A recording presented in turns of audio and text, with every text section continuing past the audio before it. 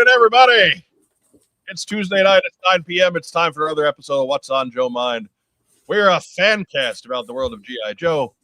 How's everybody doing? Oh, look at this. I dressed up. Right. This is the basement hoodie. It's way too big and it's crazy comfortable. So get used to it. You're going to see a lot of it.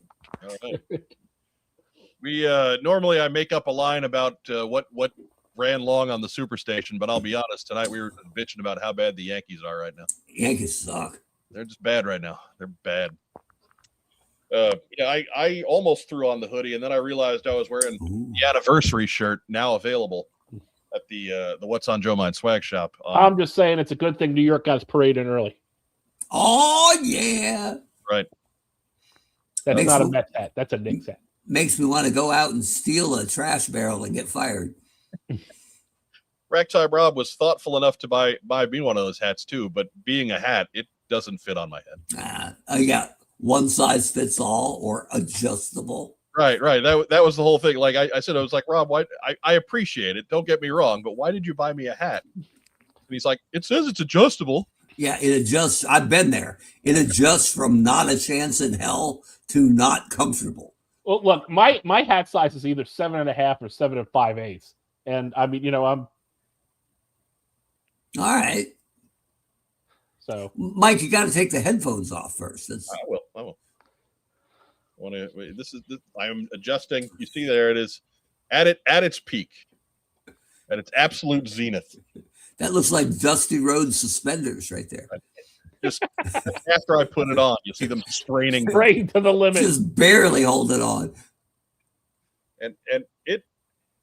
Oh wow! It gets on there, but no, it's only staying on because of the headphones. Yeah. Right. Gravity is the only thing holding this on my head. The fact that it's weight. That's a shelf hat.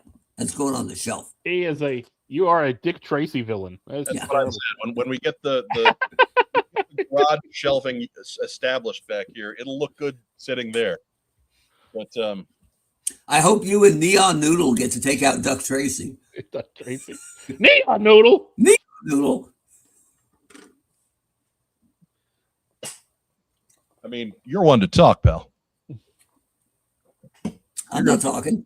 You're going to be helping me and Neon Noodle. Look, I just think you should have figured this out by now. Watch this. You will find you are mistaken about a great many things. The great part is you're pale enough to pull that off. Yeah, I could do Palpatine. Yeah, I'm that age. We got to get you a couple of big googly eyes for that hood, though. Googly eyes make everything better. Right. Look, I'm not a fan of repacking or, God forbid, taking something out of a retail package. But the guys who were putting googly eyes on cards, that was some funny shit, man. Hulk with googly eyes, it's hard to miss that. Right. There was a time when my sister's Instagram feed was exclusively like street signs that people had put googly eyes on, like street billboards and ads and things all around New York City. So yeah, that's good. That's good humor. Todd Bratrud starting us off tonight with the super chat. So thank you, Todd. We appreciate that. Remember, super chat is open as we drive towards getting more and better equipment to bring you your weekly TeamStream. I'm sorry, I cut you off there, Mark. I apologize. No, it's fine. I just wanted to get that in before I forgot about it completely. I was reading Phil taking a shot at us. Phil? Yeah. Phil taking a shot? He thinks Men on Hats isn't going to be good television. Men trying on hats. This is thrilling. Look, screw you, Mr. Everything Fits on My Head. Somebody's bored in the Seven Dwarfs Mine Train line. Dustin Jeffrey wants Police Academy, the animated series live stream discussion, and that no. I don't. I remember I saw a couple episodes when it was on, but I don't remember anything about those. I remember that it featured the characters of Police Academy, and that's about it. Right. House of Dagobah. If there's no discussion about Police Academy 8, I'm out. I believe that was Mission to Moscow, which starred Greg Berger. That's not bad. So right there, that's your G.I. Joe tie to Police Academy 8. Did they make any of those things? I believe Mission to Moscow was number 8. Oof. It was the last one, so maybe it was number 7. I don't know.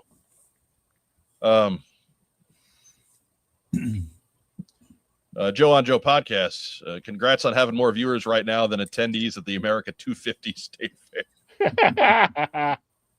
Yeah, that's a low bar. By my account, about 45 more viewers.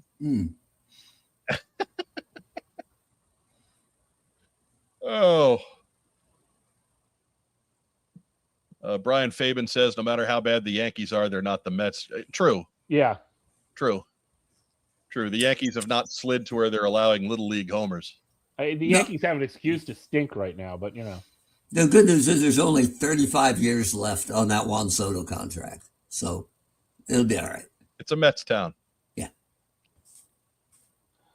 All right. A quick check.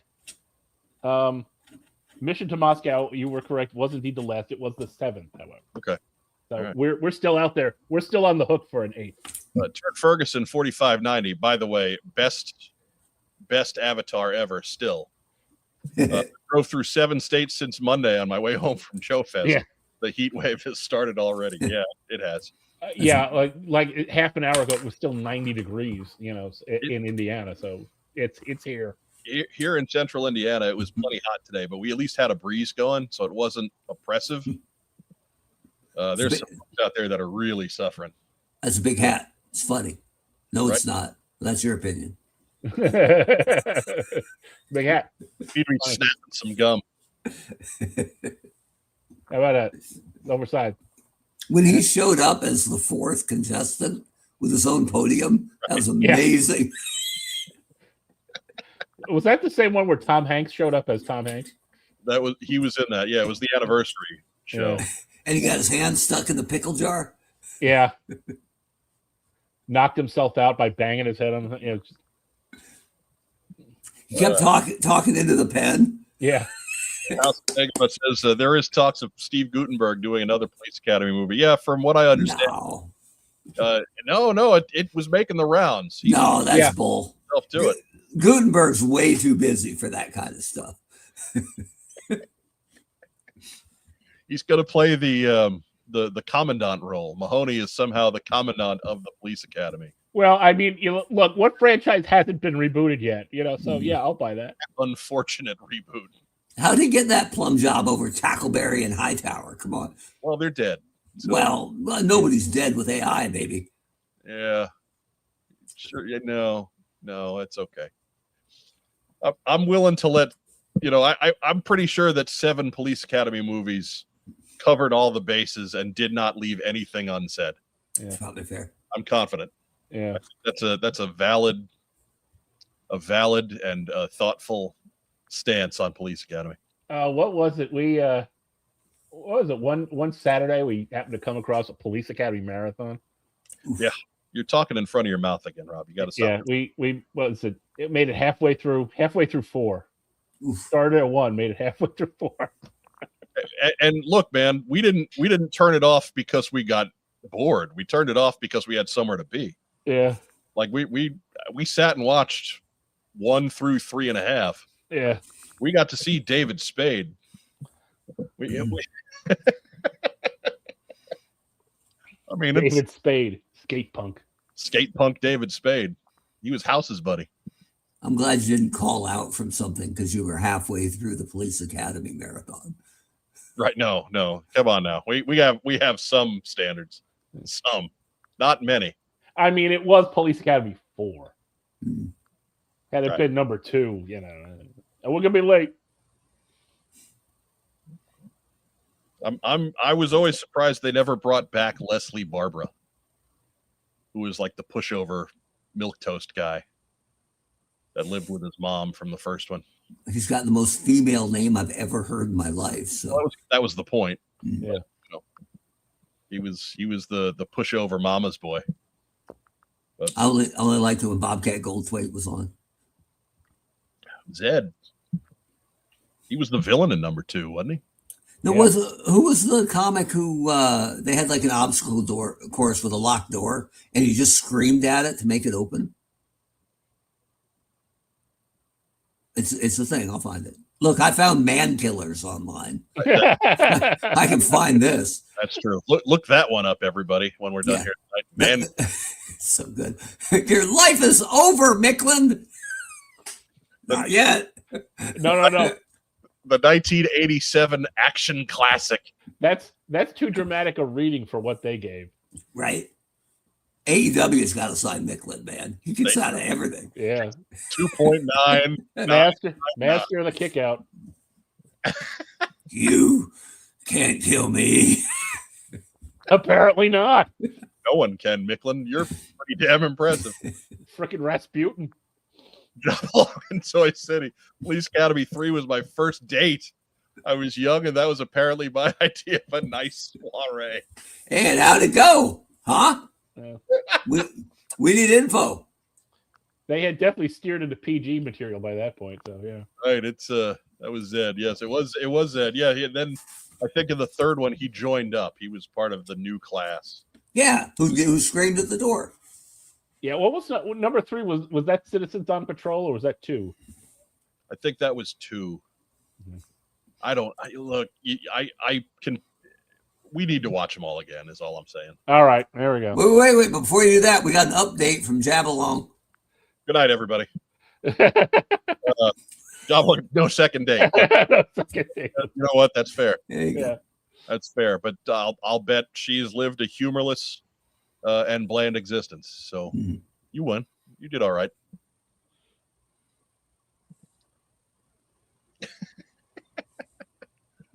Figure six pack. Who is the better villain, Harris or Mauser? I think Captain Harris is easily. Oh, come on, yeah.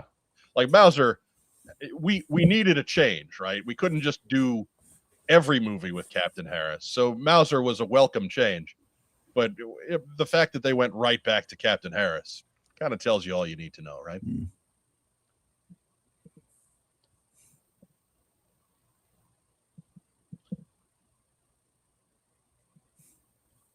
Noah Manchild, did you see the clip of Darby Allin's actual wedding of his mom body slamming him into thumbtacks? Yes, it's true. I don't doubt that. I don't doubt that at all. But I haven't seen that. No. No, I haven't. And look at the comment right below. Yeah. Bluesky, I took a date to see Cop and a Half with Burt Reynolds. But I mean, look, man, Burt Reynolds is the star of Malone.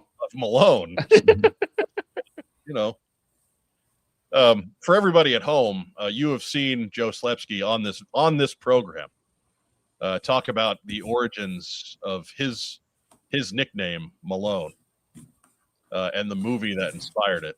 We have it's in our shorts rotation, the Joe Slepsky 60-second review of Malone. Well, Rob and I found Malone on, what was it, Amazon Prime?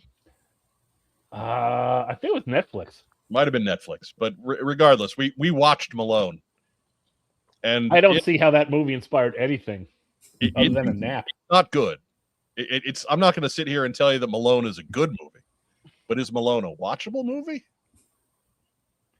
Yeah, it kind of was. It was fun and dopey enough that it kind of came out the other side. I easily could have found something else to do, except for the fact that it was the middle of the week at 9:00. You don't have anything else to do. And that's why I stayed. What's Malone's wife's code name? Malone was a loner. Yeah. No. Slepsky. Oh, Slepsky. Toilet Teal. Toilet Teal. There you go. Just think of like a buddy cop movie down the road. Right. Toilet Teal and Malone.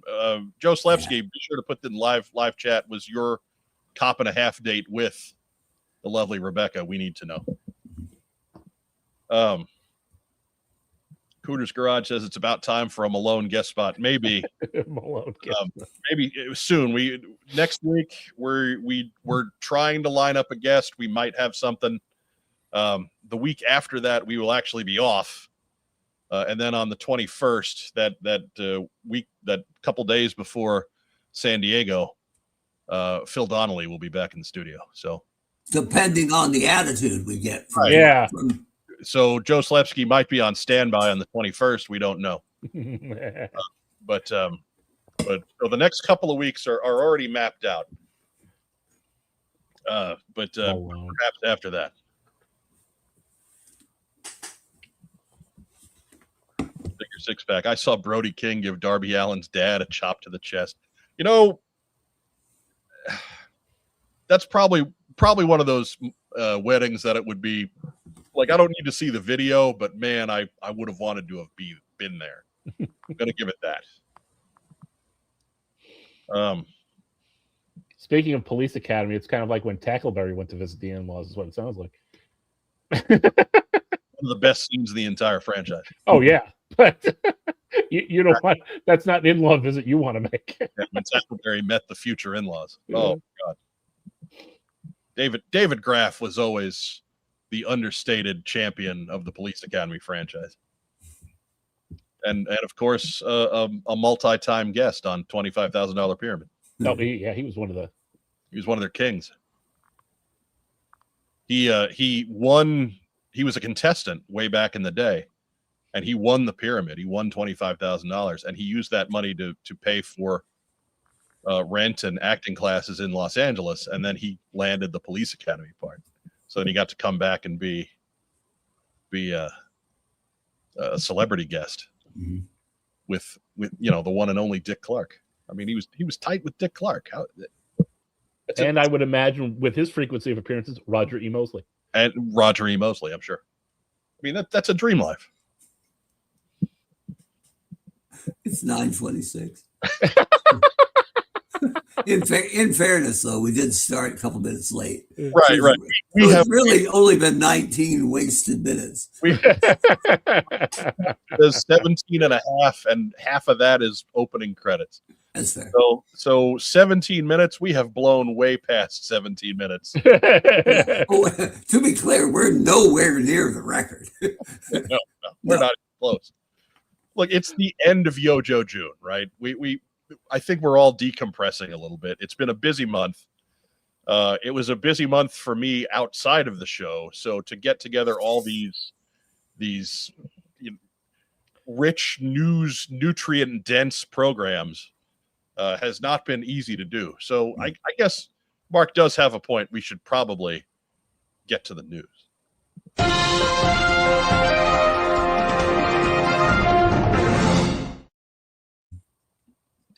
Let's go back to Police Academy. All right. Look at it. We got your Police Academy discussion in there.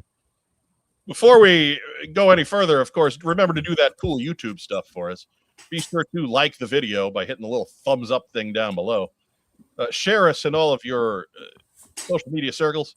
Leave us a big boy comment down below. And if you haven't already, subscribe. None of these things cost you any money. They barely cost you any time. Go ahead. If you do nothing else for us this evening, please help us out there. First news item. Of course, we're going to lead off with After Action Report Command Files, Volume 3. Aha. Still funding on Kickstarter through July 9th.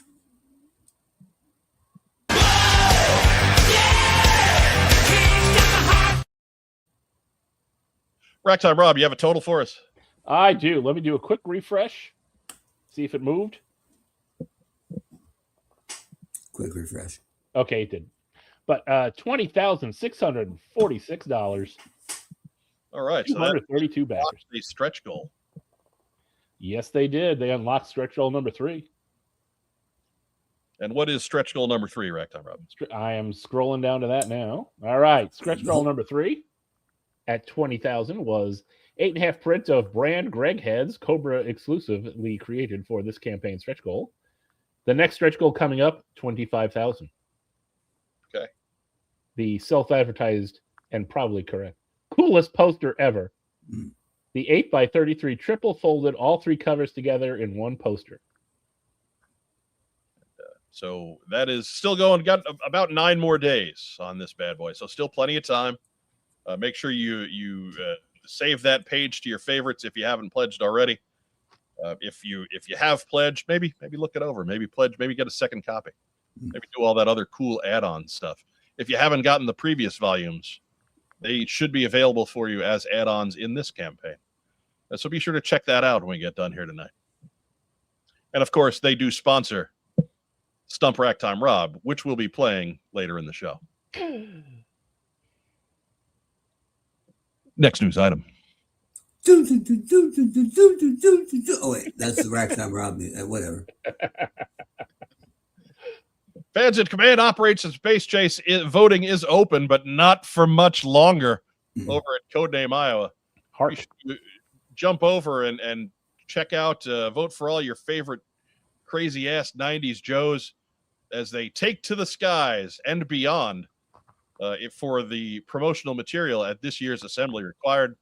Again, we're picking a 6-man team, so go check them out. I was going to put the favorites up, but, we're down to the last day. I don't want to tell anybody who's winning because then they'll be like, I don't care. It's not going to change nothing. I want all of you people to get over there and vote on Fans in Command. I want all of you to be part of Assembly Required, the best fan show out there.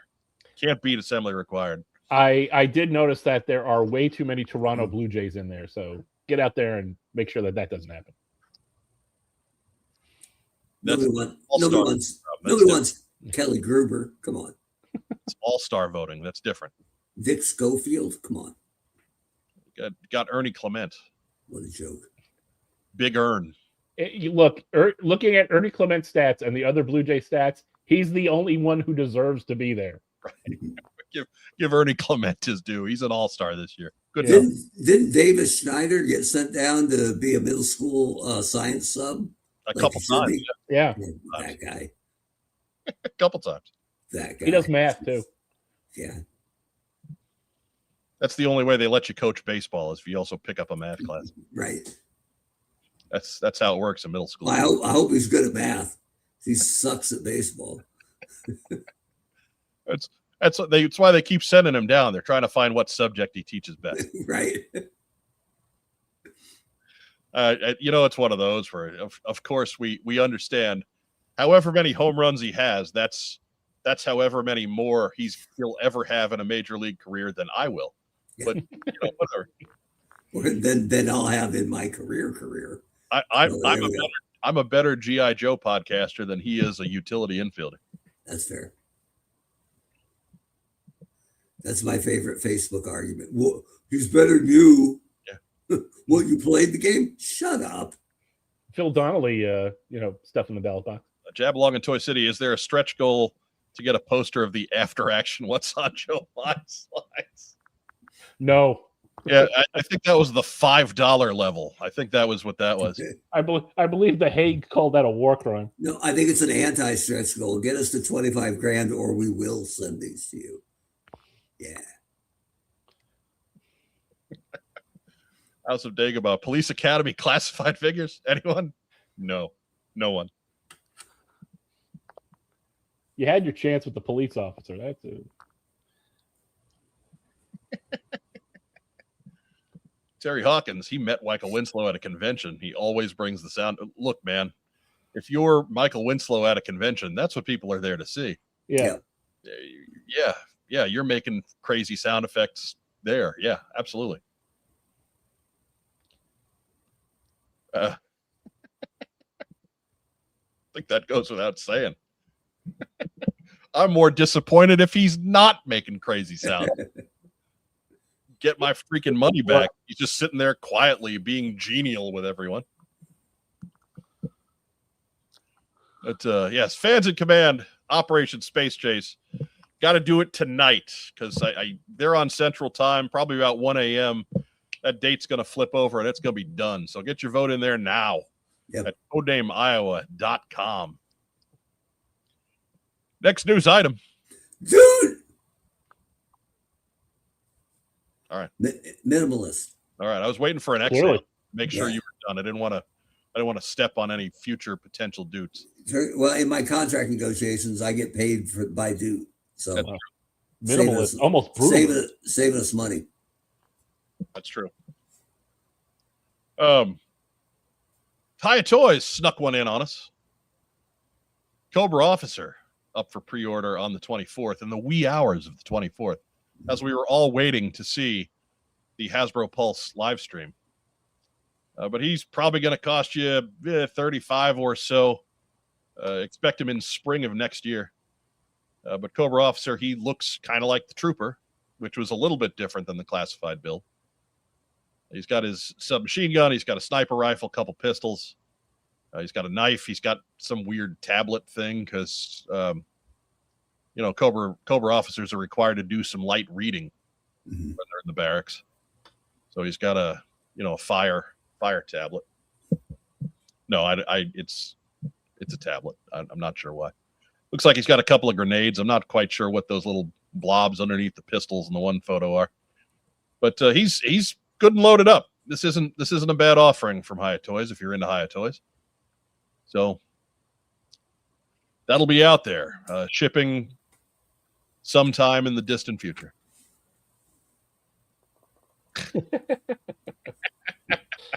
Come on home. I like these. I've ordered almost every one of these guys. Yeah, and I kind of like it. This isn't a bad take with the armor plate on the chest there.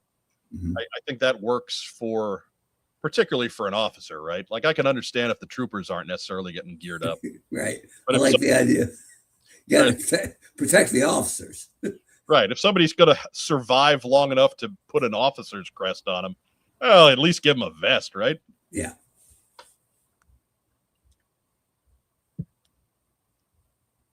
Oh.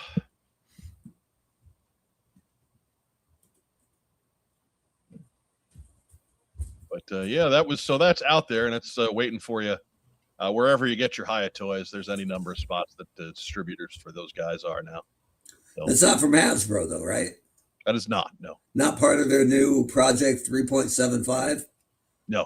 Okay, just checking. No. Still waiting on that one. Still waiting. Still waiting for the next. Hey, it's still YoJoe June, baby. They've got 2.5 hours. Right, yeah, about 2 hours. 2 hours and 15 minutes. I'll save something for San Diego, right? Somehow it made its way up to upper management, and they realized it was a toy. And we're like, nah. Oh. I thought you were talking about trading cards. Yeah, I thought we put it on a card. Terry Hawkins said, I zoomed in. The blobs appear to be hands. I don't think there's enough there for those to be hands, but if you zoomed in, I'll take your word for it. Sounds like a Soylent Green line. The blobs are hands.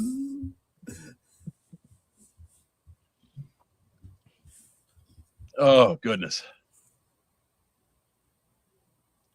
So, it's out there from Hyatt Toys. Go check it out whenever. Next news item. Tiger Force toll booth. It's coming, man. Don't make fun. That's coming. Just you wait. Literally, you could do it, though, right? With a Tiger Force Duke?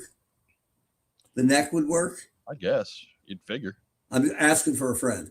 Yeah, why not? Okay. Why not? But YoJoe June, the fourth and final live stream was last Wednesday. So we are happy to be the last podcast to recap that for you. Free of all the hyperventilation of the hosts trying to live stream and outdo one another. I don't know. I don't understand that, really. There's one time. No enthusiasm like fake enthusiasm.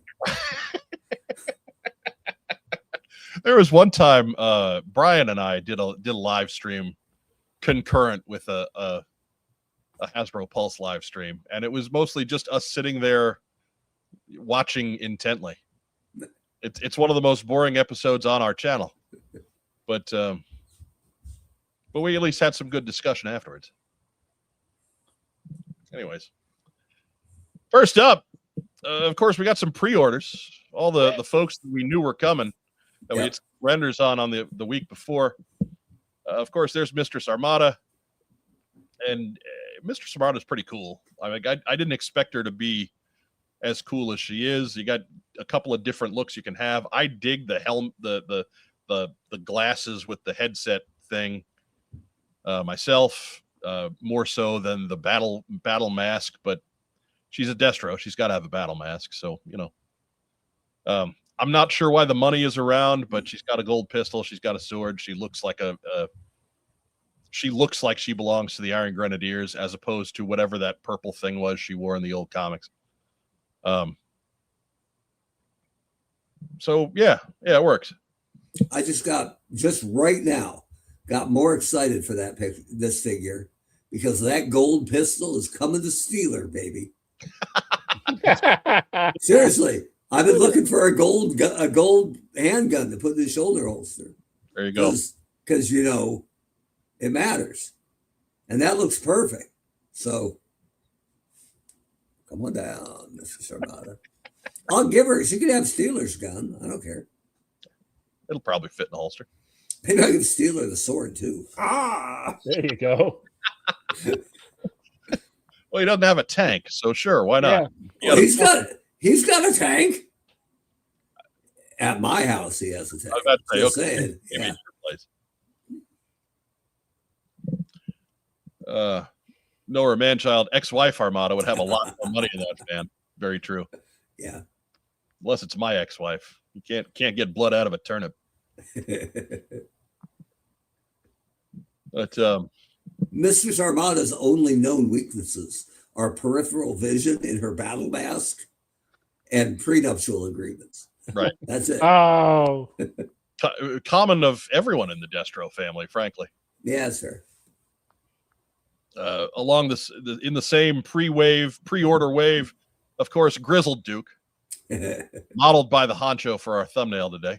I tried to put Ronnie Garvin's head on him, but it's hard to get Ronnie Garvin's spike cropped nice. So, right. But rugged Ronnie Duke was going to be amazing. I was what I tried to do for this, the photo of you wearing Mary Mercenary's Outback beard. Oh yeah. I was trying to use that one, and it like I got it to go, but it didn't look enough like you that people would know what it was. yeah, No, it looks like Yukon Cornelius. it did. No one's going to get this joke because they're not going to see your face in it. So Yeah, that's fair. I decided to go back to the standard, the Target T-shirt head, we'll call it. That's fair. But yeah, this is a good Duke.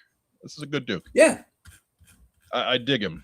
I'm the story there was that this was one of the directions they thought about taking classified out of the gate, but instead they decided to go more science fiction-y, future weapons, and so this one kind of got left on the table for a while. When we universally rejected the sci-fi weapons and bought the figures anyway, I think they figured out enough that we should probably start tooling this back towards a more modern but not that modern aesthetic. Yeah.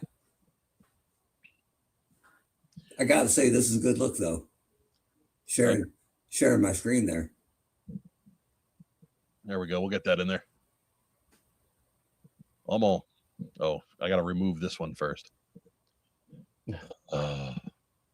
Oh yeah. There we are. Yeah. See, like nobody's going to notice that. Nobody's going to know that that's you in a thumbnail. Especially with the hat on too, right? Right. That's not helping. Well, actually, it's a Sun Devil hat, so it might have helped. The funny thing was, Mary wasn't sure I was serious, right? Because I said, hey, when you're done wearing the beard, I'd love to take a shot. And she came by and was like, okay, all set, and took it off, and I put it right on, like right away. And right. it was plenty sweaty, let me tell you. So, and she knew that. So she was well impressed. Right. Look, man, she's a gamer. Oh, yeah. Oh, just a reminder to the folks who may be watching at home, in case you haven't been paying attention the last 15 years, this is a show about G.I. Joe. It is. And so we're going to talk about G.I. Joe stuff. It runs from 9/26 to 10/12 Right, every Tuesday. The news that we cover is G.I. Joe news. So sure. If you have something else that you're just burning to you have your own channel. If you're here watching this, go make your own video. Mm-hmm. That's all I'm going to say about that. Anyways, Stratoviper 72. That's Doug Dello. I reserve comment until he's in hand. Good call. But I believe this may be the best Duke. Could be. Might wind up being that way. I like that he has a little flip down laptop so he can update his TikToks and also not be able to reach his extra magazines. That's right. Good. It's handy. See, what people don't realize is we try to make sure our content's not too good, because if it's too good, people will steal it. Right. So, they kind of do that. Fair. Yeah. Toy Bounty Hunter. Mark looked like he was going prospecting. Oh, yes. Dude, I just had that up and I took it down. Hold on. I'll get it. Oh, man. I'm not switching the screens around again. Why not? Oh, because I'm lazy, Mark. For humor. Lazy. What if someone pays you $1? All right. We'll get that. Let's get the chat. back up. Yeah. Pretty good. I was impressed you brought the hat. Yeah. Pretty good. You've got Cornelius. He needs a figure. This is uncanny. He needs a figure. He does. Classified Yukon Cornelius? Oh, yeah. Isn't that public domain by now? Should be. No. No. If nothing else, the Hallmark people are probably chomping at the bit to lock that one up.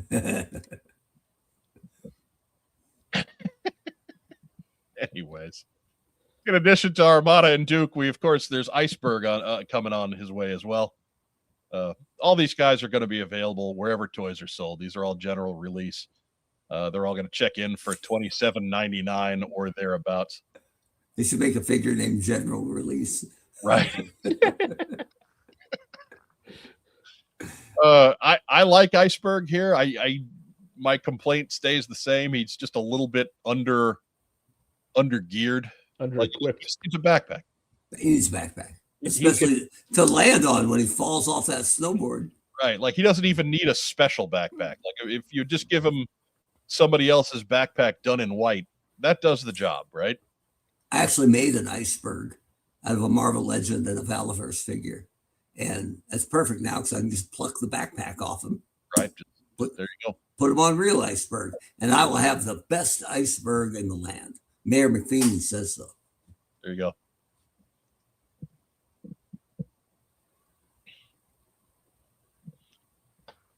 Torpedo Mike, that rifle is far too small for Iceberg. I mean, if we're just gearing it up against his original one, yeah, that sucker was a hog. But this is a sniper rifle. It's kind of a different weapon. Tweet yourself. Iceberg is awesome. Give me a taller leather neck and another shot at 86 roadblock, and my 86 main Joes would be complete. Yeah. I think that's about all we're missing, isn't it? Just that's that. I mean, I guess as I said last week, I think that first roadblock figure from the very beginning of the line was kind of based on that 86 roadblock, but they could probably take another swing at it. I don't think people would be too upset. Right. If that guy showed, if something closer to that turned up in my retro carded line, I wouldn't complain. Yeah. Toy Bounty Hunter with the problem, yeah. One problem with general release, he's a Target exclusive. He's Tiger Force general release. That would be how that works. Night Force general release. Oh, that means you could order it easily, but it would be canceled in 20 minutes. There you go. The irony. That's delicious. Delightful. 19 JJ's. Isn't that a repaint of Spirits rifle? I think so. No, I think it's Snow Jobs, actually. That's not Snow Jobs. Snow Jobs is bigger. Maybe Lowlights. But I think we've seen it before, regardless of who it belongs to. Yeah, no, I'm looking at Spirit right now. It's a different rifle. Yeah. It's a bigger rifle than Spirit's got. So, but I think it belongs to somebody. I do not think that's a new rifle. I mean, dude, I can just kick you out entirely if you want. If that's what you really want, we can do that. But in addition, we've got Toxo Viper. He's easily my favorite of the wave. Look at the grime on that guy. Look at him. He's perfect. He's awesome. He's awesome. The friggin' slime smokestacks on his backpack just through the roof on this guy. The fact that he's outgassing, yeah, he's fart gun. I wonder why he has that pallor.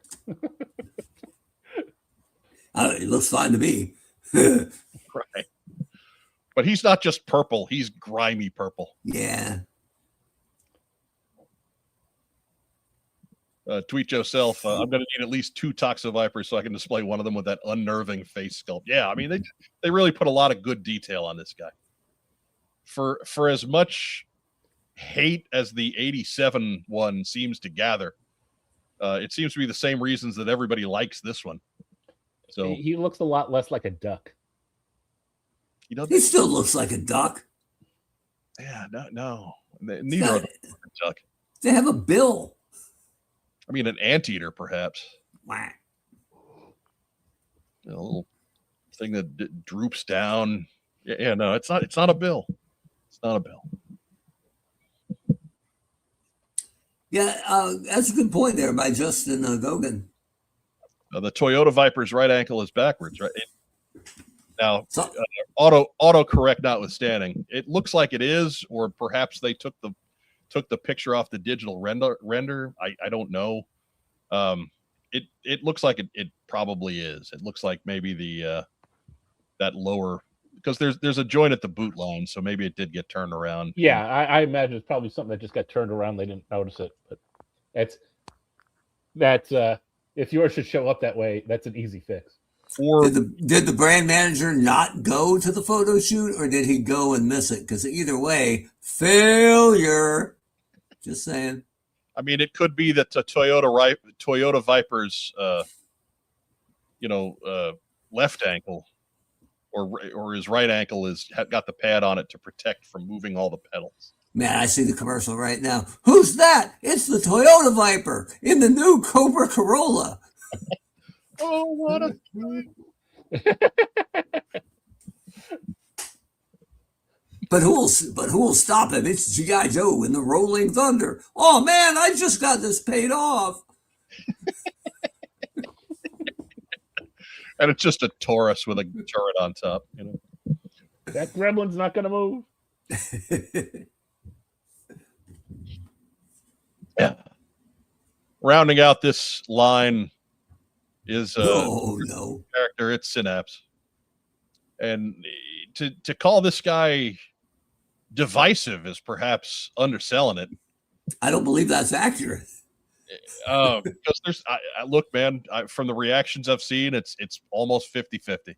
Really? Yeah, there's a lot of folks that dig Synapse, and I'll be honest. Now that I know the story, I kind of like the story. I still don't care for the character design. Like this is still not how I would necessarily design that figure, but he's at least adding something different. His legs will look good on Darklon. Right. The Technomancer angle is new, and so I mean, again, good story, just bad look. I just don't care for how this figure looks. Yeah, he looks like he would be mixing it up with the Ninja Turtles or some of the wackier 90s lines that are out there. I can't tell if I've heard him called steampunk and cyberpunk, and then I realized I don't care because they both suck. So they can be both or neither. Either way, right? He's cyberpunk. I don't see steampunk at all. I think cyberpunk is perhaps more accurate, but the steampunk is like Victorian era type stuff with all goggles and top hats, right? Like he's not that. So dumb. What if it came with a top hat though? I mean, I'm sure Marvel Legends had somebody with a top hat. You can. There has to be a Batman villain with a top hat. Come on. The Mad Hatter. There you go. There you go. See, too. The Mad Hatter had to come with multiple hats. See, I just did your work for you, folks. Now we know what Dr. Claw looks like from House of Dagobah. I'll get you, Gadget. Really, they did a Dr. Claw figure, and this would have been better for Dr. Claw. Did we ever see Dr. Claw? On the show. cartoon, no. But Okay. they did release a Dr. Claw toy. And Okay. yeah, just he just looks like an angry Mickey Rooney. My favorite part of every Inspector Gadget cartoon was when Scott and T-Bob would defeat Dr. Claw in the end. It was amazing. But on that Dr. Claw action figure, they put a sticker on the front of the package so that you couldn't see who he was unless you bought the figure. That's cool. All right, it was handled pretty well. Because it was pre-internet, right? So yeah, he was ultimately completely disappointing. Yeah. So you're saying they could be related? Oh, yeah, could be.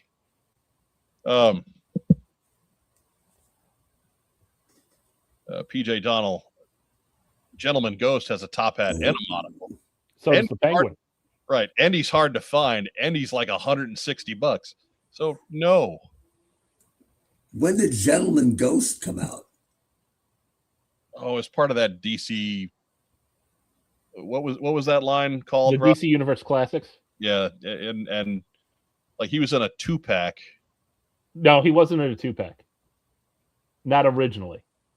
No, did they re-release him in a 2-pack? Why am I thinking he was in a 2-pack? They re-released him in a 2-pack, but he was originally in basically as because they had Build-A-Figures, and he and Hawkgirl were the hard ones to find, and of course like the Build-A-Figure was Giganta, so it was another thing that people wanted. But they eventually did do a Hawkgirl and Gentleman Ghost 2-pack.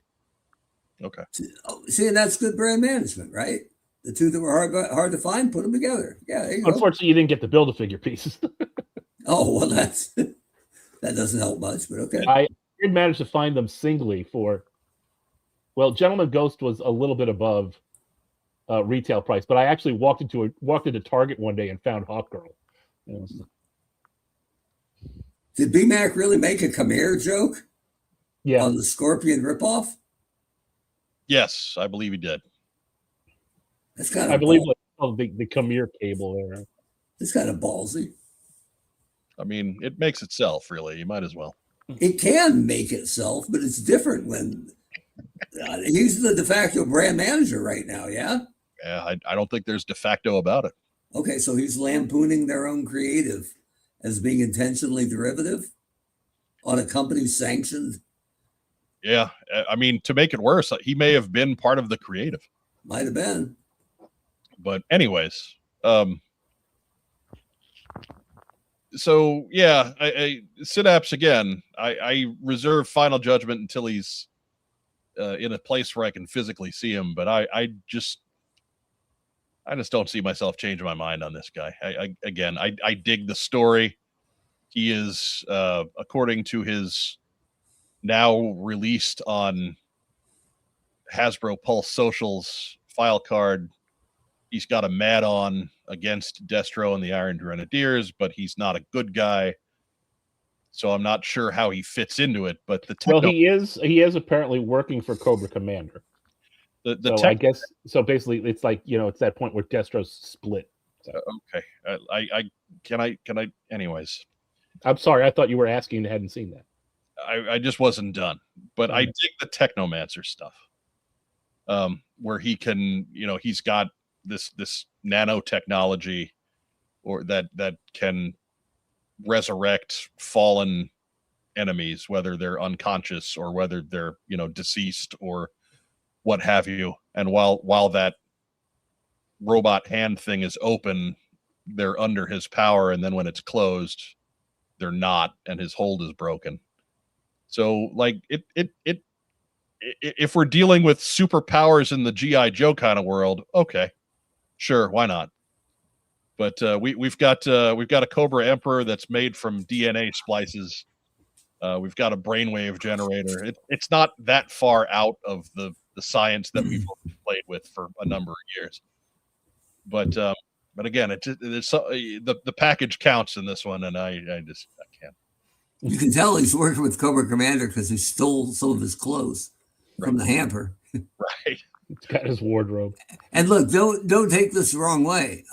Because I ordered one of these. I'm supporting new, even though, I think this guy doesn't do a whole lot for me. But man, when he hits Ross and Ollie's, I am getting another one to get those legs. Because God knows, Darklon has needed legs since his very first figure.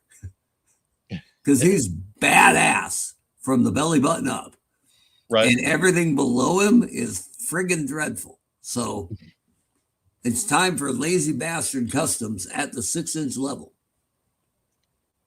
How would you? I haven't tried to take a classified figure apart. Do they have a screw in the leg, or? I think it's just boil and pop. You just warm them up in hot water and boink. Yeah, I think they're All right. I've done a little work with Action Force figures, and I think classified is the same kind of thing. So, yeah, no, that's there. The 5 of them are the next wave of regular release classified figures, and they are available everywhere right now. Somewhere in the neighborhood of $28 a pop, which is that's getting hard to say, frankly. You say pop? Yes, I say soda.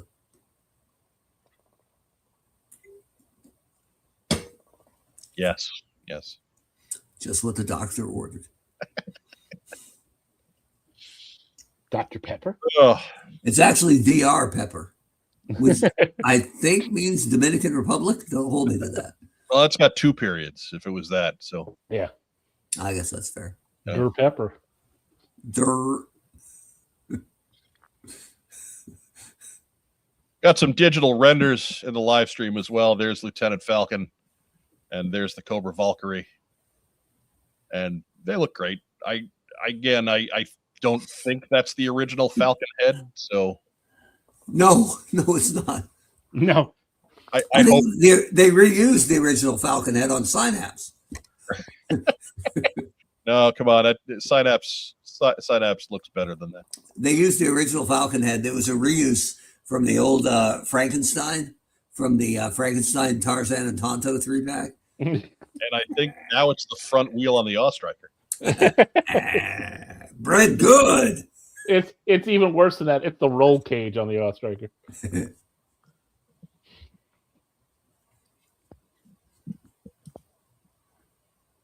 Valkyrie looks good.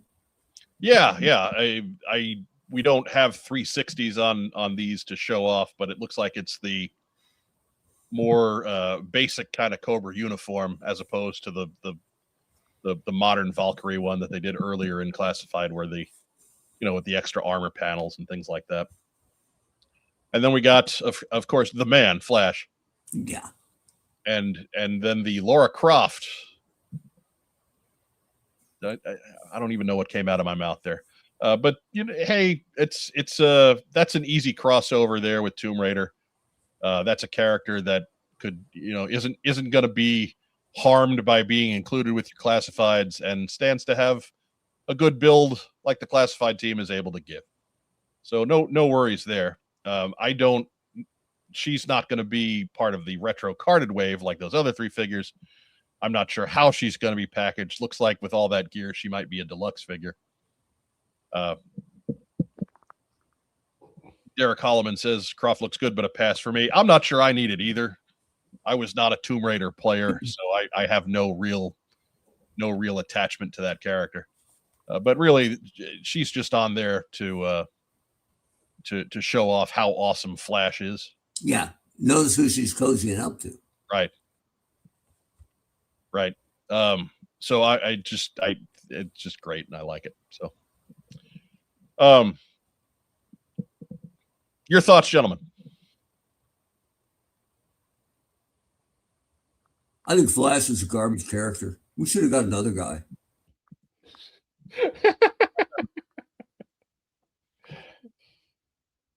Yeah, he's clearly taking the spot of someone else. Flash is a dirty, low-down Grand Slam repaint. That's right. What a waste. You mean Night Force Flash? Ooh, that's a good idea. Night Force Flash. Orders canceled soon. No, Flash looks great. Finishes the original 13.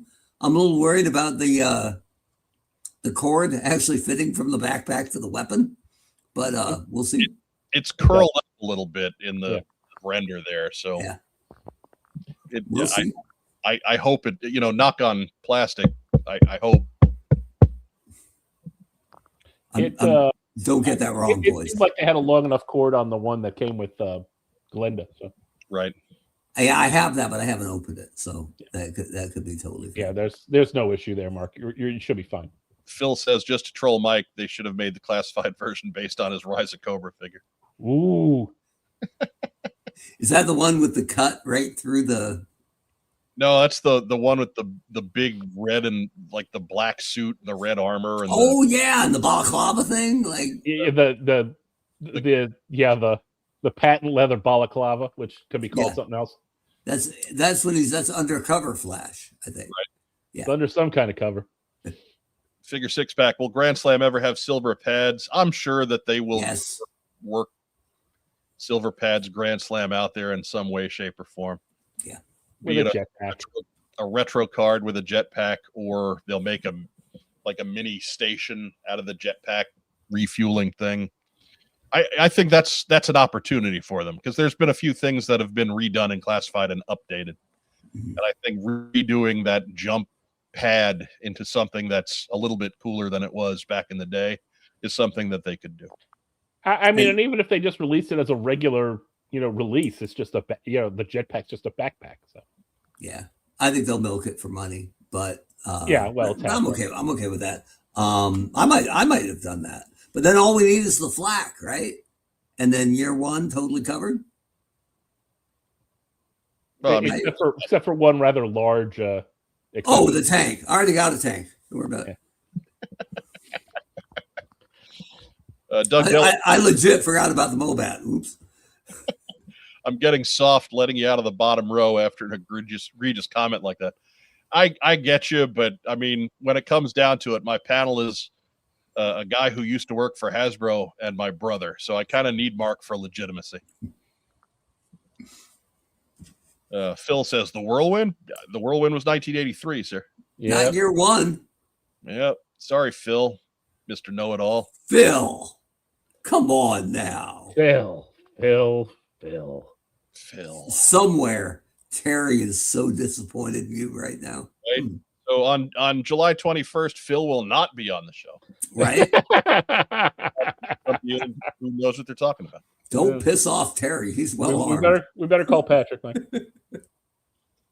Patrick, you'll never do a show with Phil.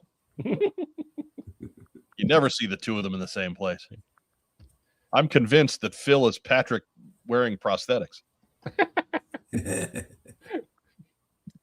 And then the next day we got one last. Come on, computer, work with me here. We got one last digital render that was the editors forgot to include in the live stream. Night Force Psych Out.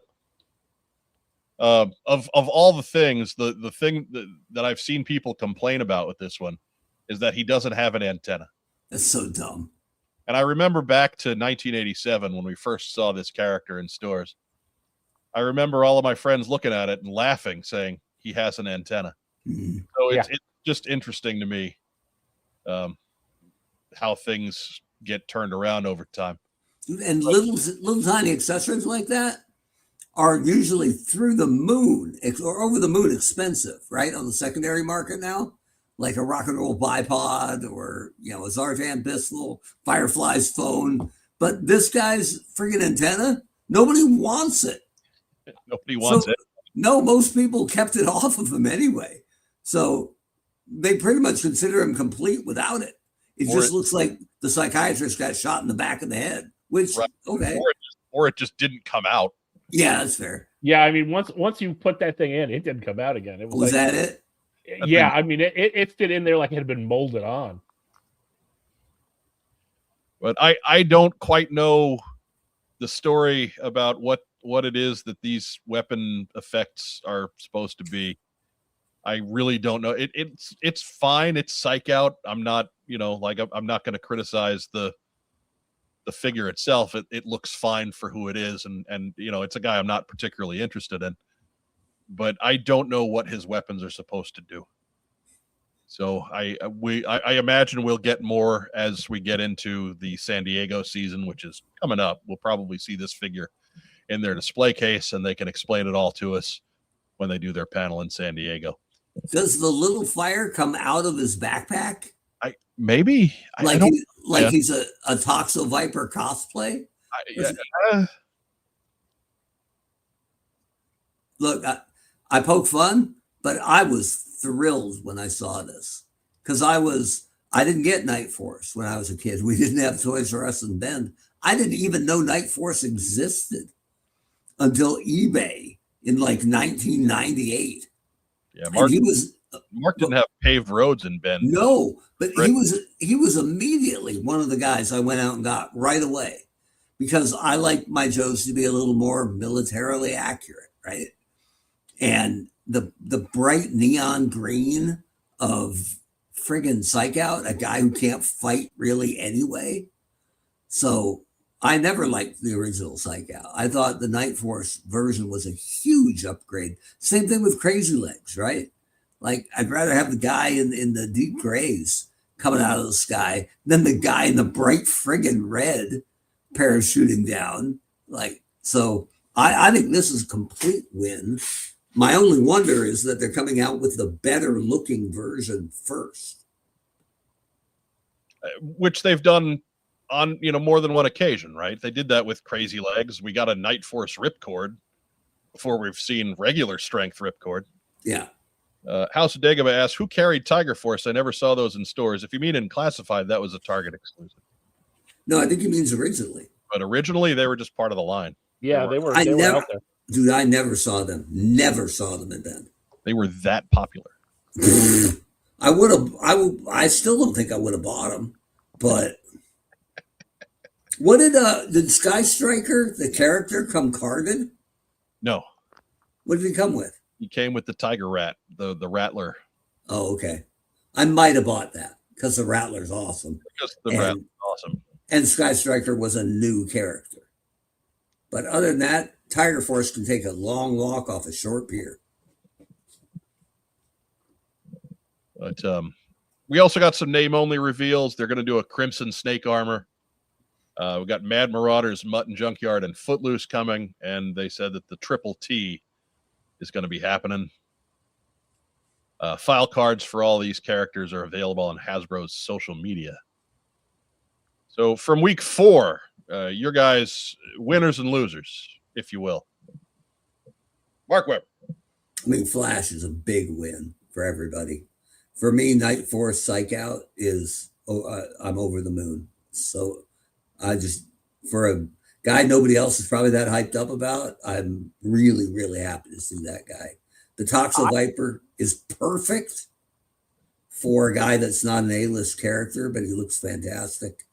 And then my losers are all 4 of these name-only reveals. I realize they're just repaints mainly, but I hope they don't make too many Crimson Snake armors because it's not as exciting a color because it's not the original. And it's too expensive for people to army build, especially right now. So that thing is dead on arrival.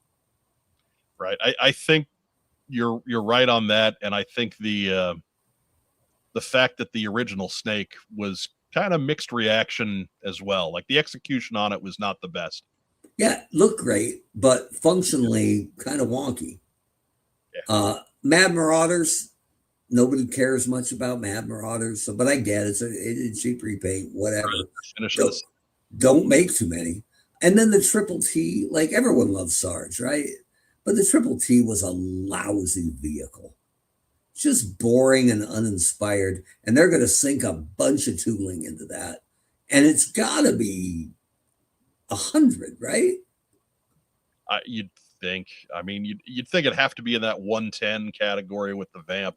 Yeah, the HAL was cheaper than I expected, but it was also a little bit smaller than I expected. Right. But yeah, it's got to be $100. So if they were debuting Slaughter with the Triple T, I could see you breaking the wallet for it. But Is this the third or the fourth slaughter we're getting? Fourth. Fourth. So I don't know. The only one that's left would be the mail away one. Yeah, I'm not feeling it.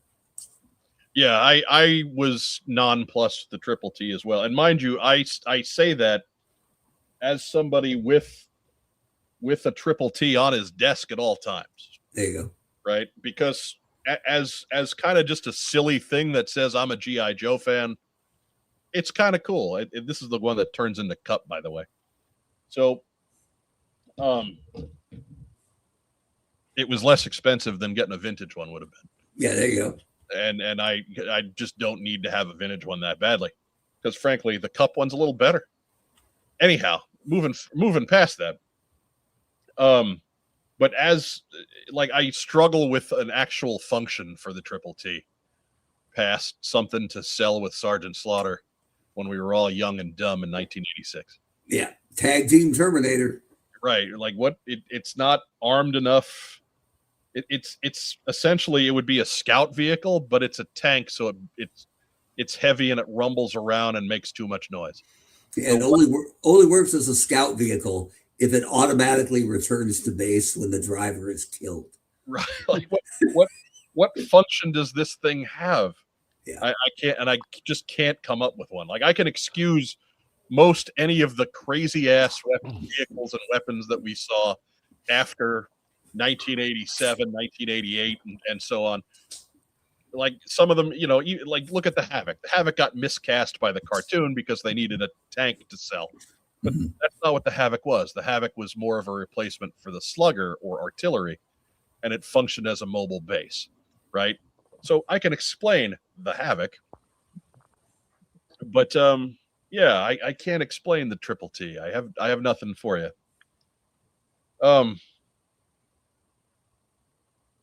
As far as winners, of course, I'm on board with Flash. Of course, I'm on board with Toxo Viper. Long one of my favorite army builders. It's probably it might be the third most popular figure in my collection by number. Like I got a ton of Beachheads. I got a bunch of Vipers at this point. Toxo Viper might be third, just because they're cheap. Yeah, on average, far cheaper than the other two, right? But much less expensive. Yeah. Tougher to find complete. Like tougher to find the gear for, but still less expensive when you do. Dave McDonald wants the Temu version. Right. Hopes it comes with Corporal Kirshner. I mean, the Triple T is aesthetic. It looks like it should be coming with Charles Xavier, but anyway. Right. Back time, Rob. Your thoughts on week 4? I mean, it's fine. I like the the single release figures. The thing that actually intrigues me the most. I mean, I'm in for Flash, of course.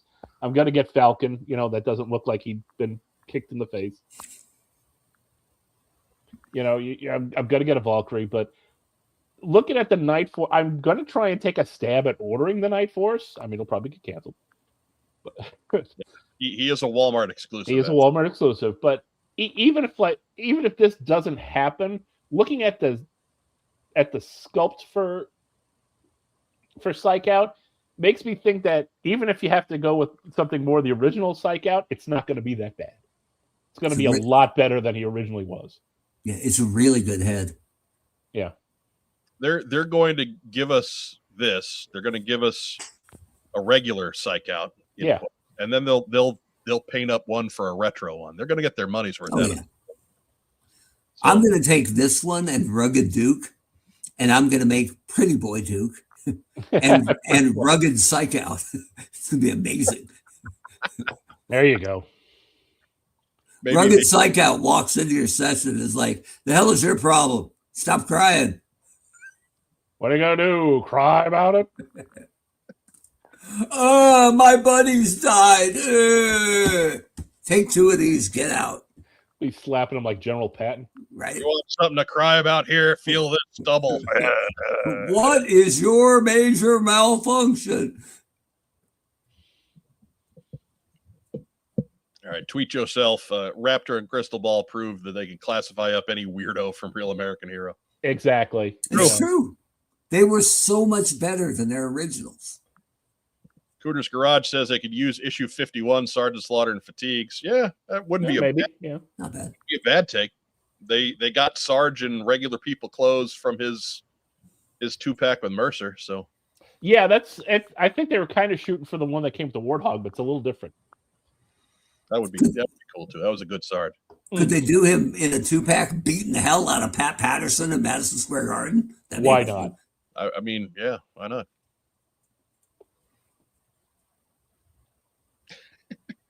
Or him and Don Kernodle with the NWA tag team titles. Was that in the Handsome Bob Remus days? Maybe. And no, I think it was Slarge. Everybody would be returning it with like a John Cena in there with Don Kernodle. Right.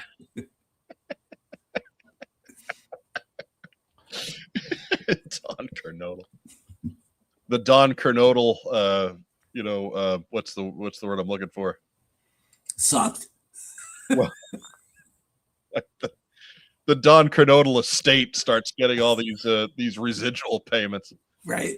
Who's making action figures of Don? Who remembers Don Kernodle?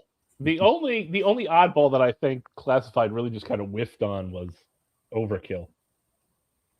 Yeah, he was too close, I think, to an outlandish design. They should have made more upgrades, I think. And I haven't opened it yet. I heard some of his stuff falls off. I maintain that Valor versus Venom Overkill would have been a much better way to go. He got a much better redesign in the 2000s, and that was better way to take that figure. There wasn't. I didn't even bother with that Overkill. There weren't a whole lot of wins in Valor versus Venom, but remember when they ran Spy Troops for like 5 years? Yeah, felt like it. Ooh, yeah. Then and slowly they were working more O-ring figures into it, like classic O-ring repaints, and they're like, "Hey, this might turn out to be not too bad after all." Yeah, right. except you were getting your 8th Mirage. Yeah, and then suddenly we got flipped into Valor versus Venom when we got all these weird animal hybrids and stuff. Yeah. That was kind of a turnoff. Anyways.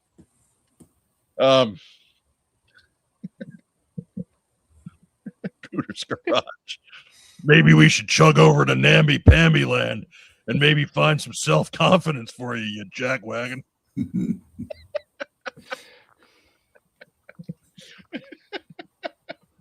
Stick that in your little itty bitty ditty bag. Right? Holy cow, Sarge. Go easy on him. Oh my God. Those were the 80s, man, when you could call somebody a jackwagon on a cartoon. Right? I think that's what we got from Hasbro Pulse live stream. If you've got other comments, concerns, favorites, non-favorites, be sure to leave them in the big boy comments down below. We'd love to hear from you. We like to react to these things. Well, I do anyway. Lord knows I never see Weber react in the comments. Weber. No. Weber only reacts to Super Chat. I don't react. I plan. Yeah. Schemes. Apparently, Andrew Gogan letting us know that the Lara Croft figure comes with a lover half. Well, must be from Virginia or maybe right? I wonder if the lower half is going to be used for Dinah Short's version, or perhaps more accurately, comic version Dinah. Maybe. I mean, it would be a good reuse. So, yeah, there we go. Dr. No Good, he agrees with me. Overkill version 3, 2003 would have been better. Yeah, I agree. Anyways, next news item. Spent a lot of time on that news item. Lover half. Oh, no. Last week was, of course, Hasbro can't be bothered to show up at Joe Fest. But a lot of the other companies that have the G.I. Joe license did. Super 7 released that they're going to be doing these Reaction Plus glow-in-the-dark figures. These were Glow Patrol was kind of charming with Reaction with the 5 POA guys, because those things were already cheesy enough. But these guys, I didn't necessarily need them in glow in the dark. But if this is your thing, this is your thing. If they actually glowed in the dark, man, I probably would be all over them. I mean, let's be honest here. Glow in the dark snake eyes? Yeah. These don't glow in the dark? Not real well. They're supposed to. It doesn't come off. Yeah, remember radiation snake eyes, how you're supposed to glow red? Yeah. It doesn't glow red. Dude, glow in the dark technology has been around for what? 40 years? 50 years? Yeah, I would say before we were born. So do we think this was a mistake? Or did they know from jump we're going to make Glow Patrol, but it won't really glow? Yeah, I just think they didn't do it well. But anyways, on the Joe side, they're going to be doing Snake Eyes, Duke, and CoverGirl. On the Cobra side, they're doing Cobra Commander, Bat, and Serpentor. Really getting their money's worth out of that Serpentor mold. And those will be available. They're usually the same price as any of the other figures. To their credit, they're not charging you extra for Glow Patrol. The complaints that I've seen on Glow Patrol are perhaps more amusing than Glow Patrol itself, because what story does this follow? None, dude. It's just a glow in the dark toy. Just relax. Look, in fairness, the gimmick doesn't actually function. Right. But on the other hand, the gimmick also looks terrible. Right. So, I mean, mission accomplished. Right. Right. Like, look, man, I tell you, we're making fun of them, but they're going to sell out of 4 of these. Maybe. What if they make $100,000 of each? I promise you that Duke, Snake Eyes, and the Bat will sell out. Sellout's overrated, Mike, based on a production run of what? 12, 13. Yeah, or 14. But if they try to make 20, they're going to be sitting on a couple. Right. That's a pet peeve of mine. I'm sorry to hit you with both barrels there. It's people online are like, well, it's going to sell out. Well, how many did they make? Do you know the production number? No, the people online, they don't know. Hardly anybody knows. Nobody releases that information anymore. Oh, I see them at Ross. Yeah, what if they sold 80,000 of 90,000 figures and the rest had to go to discount? Is that a mistake? Did they make too many, or is that fine? Right? They don't know. We don't know. 80% of the run is great if you sell out 80% of the run, but if it's a run of 100,000, then that means you're selling 20,000 at clearance, and that's not great. Yeah. So, but the tooling bill on this is right. So nothing. They're just trying to recap some of the tooling costs on the figures they've already got in their library.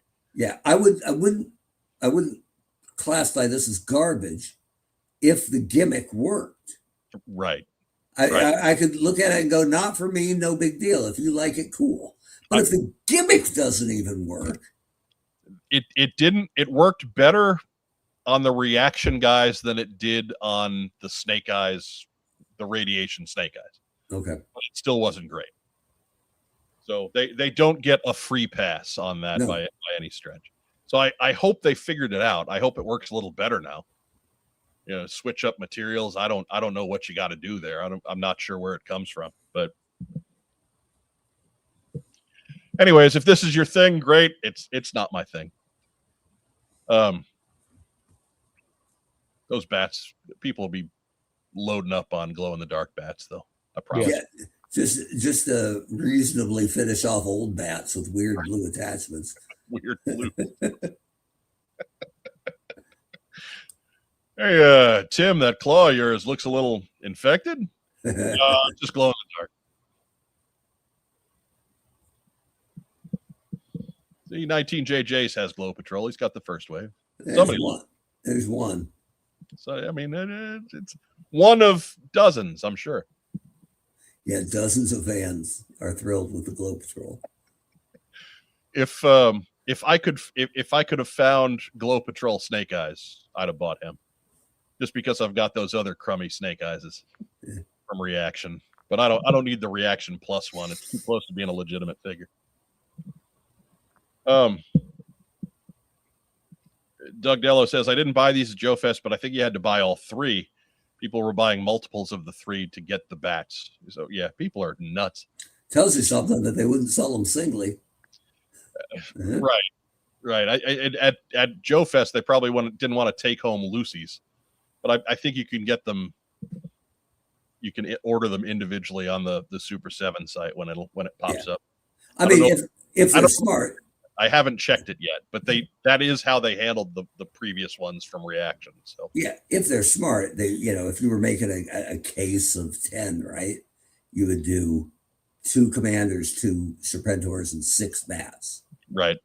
So I'm not gonna say I'm sure, but if they've done their homework, they know the Troop Builder is going to be the winner. However much they sell, the Troop Builder is going to lead the way. As you said, if they were smart. I'm not ripping them. I'm just saying I don't know, but no. But or they would do like everybody would be in one case, and it would be one of each of the individuals and 5 bats to make it. Yeah. Noah Manchild, Glow Patrol Falcon would be like if he's on the spark drug.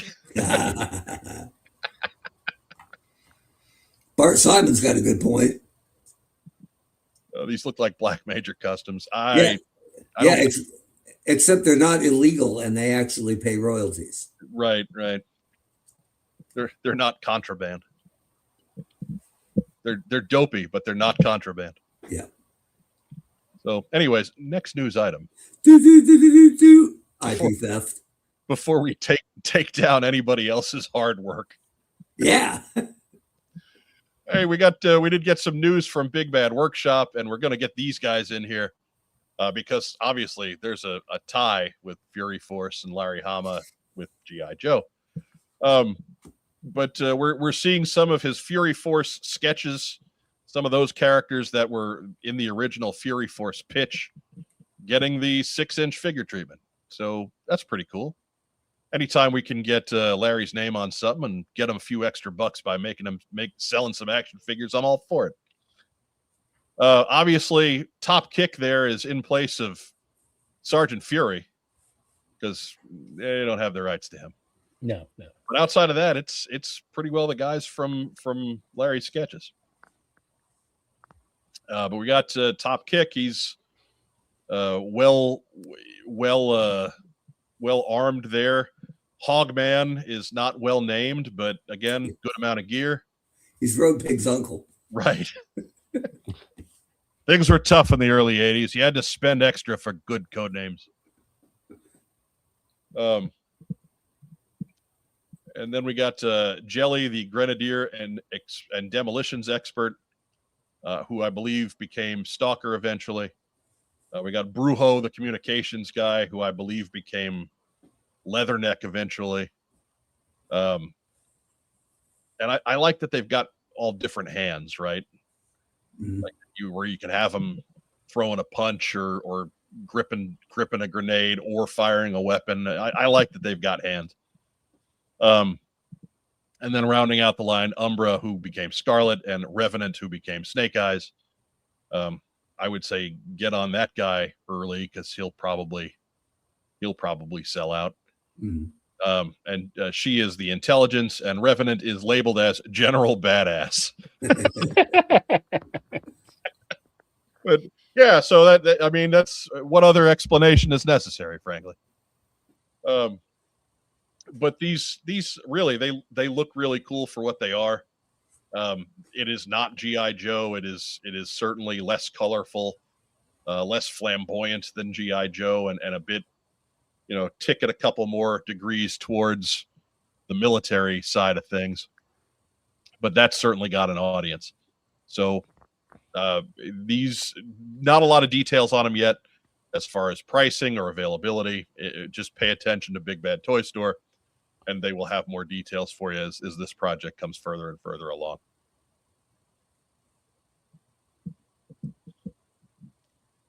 Your thoughts, Mark Weber? I mean, I think it's really cool as a nod to Larry's original creation and the original DNA of the Real American Hero line. That being said, I don't know that I need any of them, but they're definitely cool, and there's a niche there. So I hope it does well. Not sure I need any in my collection, though. Yeah, I think it will. I think there's enough fans out there that like to really military their their Joes to where this will scratch that itch for them. Kind of like Action Force does. Rack Time Rob, your thoughts? It's an interesting little, like I said, it's a little, like you said, it's a little interesting bit of history. Just to kind of see that brought into plastic form is neat. I don't know that I'm getting any of these. I've got choices to make. Right. So. Right. I imagine I will buy at least one of them just so I can say I'm supporting Larry. Yeah. Yeah. So I may do that just to have something that he can sign at a show. But again, they look great. I'm at a point where I am in a crunch for space and in a crunch for cash. So I'm not sure adding another line is there. I don't know how far this is going to go because remember we never saw villains for Fury Force, and that was pretty much the entire team. Those 6 guys right there. So I don't think this is going to be a real long running kind of line.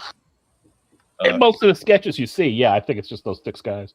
Right. So that may play into whether I'm buying or not as well. If I know I'm going to get 6 figures, I may get 6 figures. Yeah. I got a shoebox that I can keep 6 figures in, no problem. So are these classified size or are they? Yes, yeah. They are 1/12 scale. They're 6 inches. It wouldn't take much to retool this from these 6 and make like a 3-man Vietnam LRRP crew. Yeah. That wouldn't require any trademarking. Just saying. That Hasbro's never going to do that. But I missed one. There was a 7th one. I missed one. Yeah, isn't it the Storm Shadow looking guy? Yeah, the Storm Shadow or Quick Kick or Tunnel Rat looking guy. Louie was the guy. He was the. That's it. And I apologize. I didn't get him on a slide because it would take some work to make Snake Eyes or Stalker out of these Kit Bash style. Right. But yeah, if you put them together with Louie, maybe in a 3-pack, I bet you make some noise. Right. I mean, too bad Hasbro doesn't own any of this. So no, I don't need Hasbro to do it. I'm just saying Big Bad could do it. Oh well, yeah. I mean, they without paying any royalty or license. True, and I mean Big Bad Workshop has skirted some other similar likeness type situations too. So yeah, maybe. My last slide, of course, is this guy, the Larry Hama figure, also 1/12 scale, with a bunch of guitar playing hands and some sketch stuff and a lanyard and a cup of coffee. I mean, can you beat that? All he needs is a bottle of grape soda and a chocolate donut, and he's set. And that's a replica signature, right, on the base, pre-printed. Yeah, but I'm not pooping on that. I think that's awesome. I think they should do more stuff like that. Right. So, yeah, this is definitely a win. If I can get my hands on one of these, I will definitely do that. So. Again, not much knee articulation on Larry. Right. Or I think just they don't show up real well in his bootcut jeans. Right. I need my 76-year-old comic writer with double jointed knees, damn it. Right.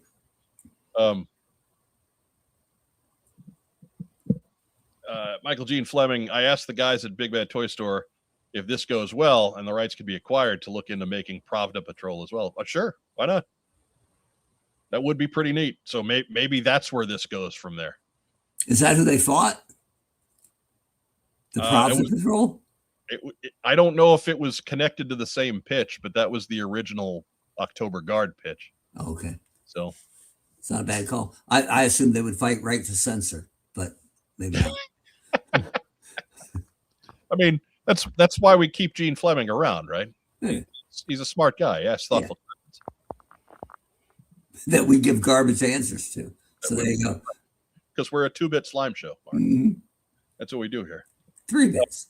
Right. I mean, sometimes a question is so good, we're just not informed enough to be qualified to answer. Yeah. Torpedo Mike, do they come with dossiers? I don't know. Again, I wasn't at Joe Fest myself. I am getting all this second and third hand. Didn't see anything about that, so maybe they'd have to rework some dossiers too, because right. Top Kick was Nick Fury Jr.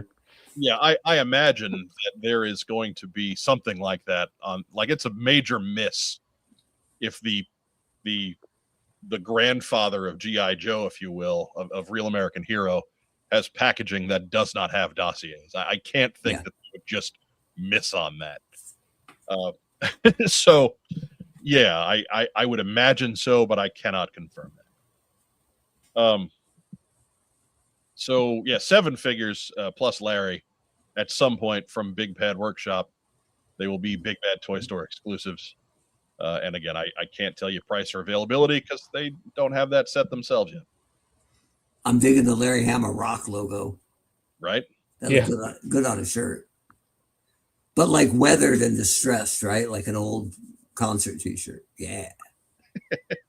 Man, I saw Larry at the get his con schedule on the back for dates. Yep, at the Louisville Pavilion.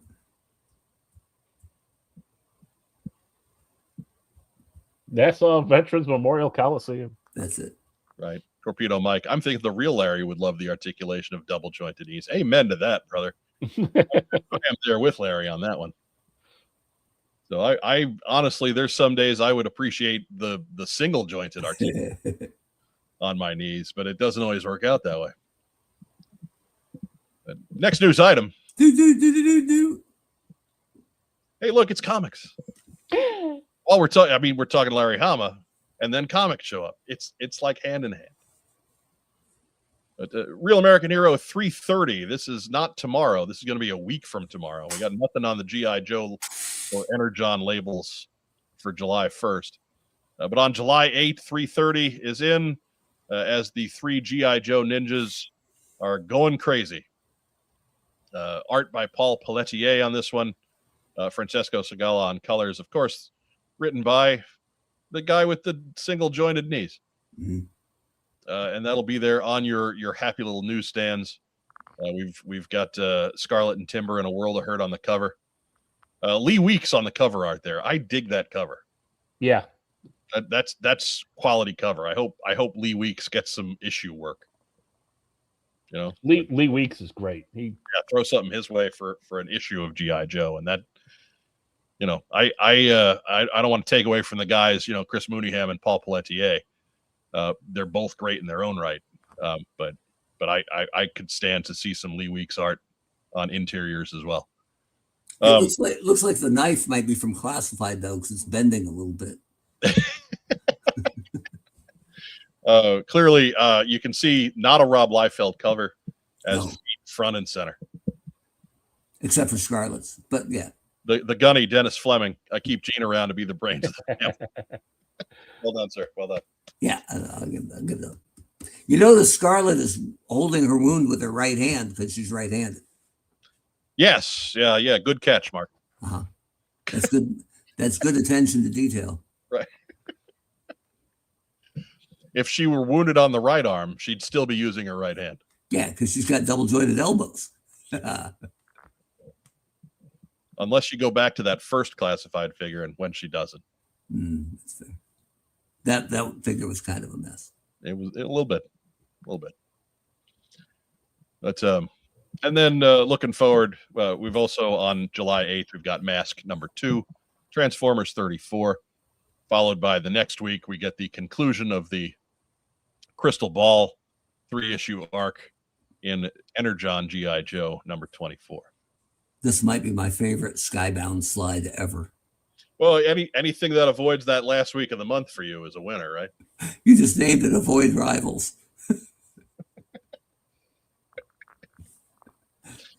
Oh, man. Right up there with X-Men Red. The 2 titles I was the happiest to cancel off the pull list, where I was just like, you know what? Enough. So someday I'm going to be talking to Robert Kirkman about coming on the program, and he's going to be like, I was going back and watching some old episodes, and at that instant, I'm going to say, shit. Yep. Oh. You know what? He likes Transformers. You know what? I'm the guy who tells it like it is, Gorilla. Do you have anything nice to say about Transformers or Invincible or, I like Transformers, and I need to read The Mask. I haven't read the Mask book, but you guys told me Mask #1 is pretty good.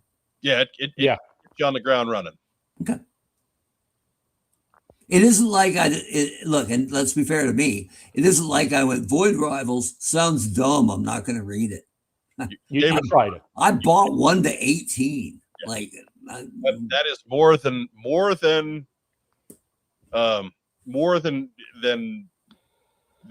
could be reasonably expected, frankly. Yeah.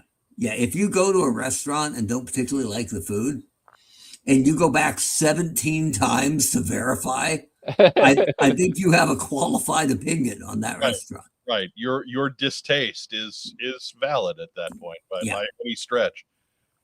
Unfortunately, and I'll agree with you, Mark, that your stretch of Void Rivals is not something that I particularly cared for either, but the book started to turn around a little bit a few issues later. I hope that wasn't the plan, right? When they were sketching it out, that midway through year 2, we're really going to turn up the action. Really, that the heat's going to kick up and at the end of year 2. Yeah.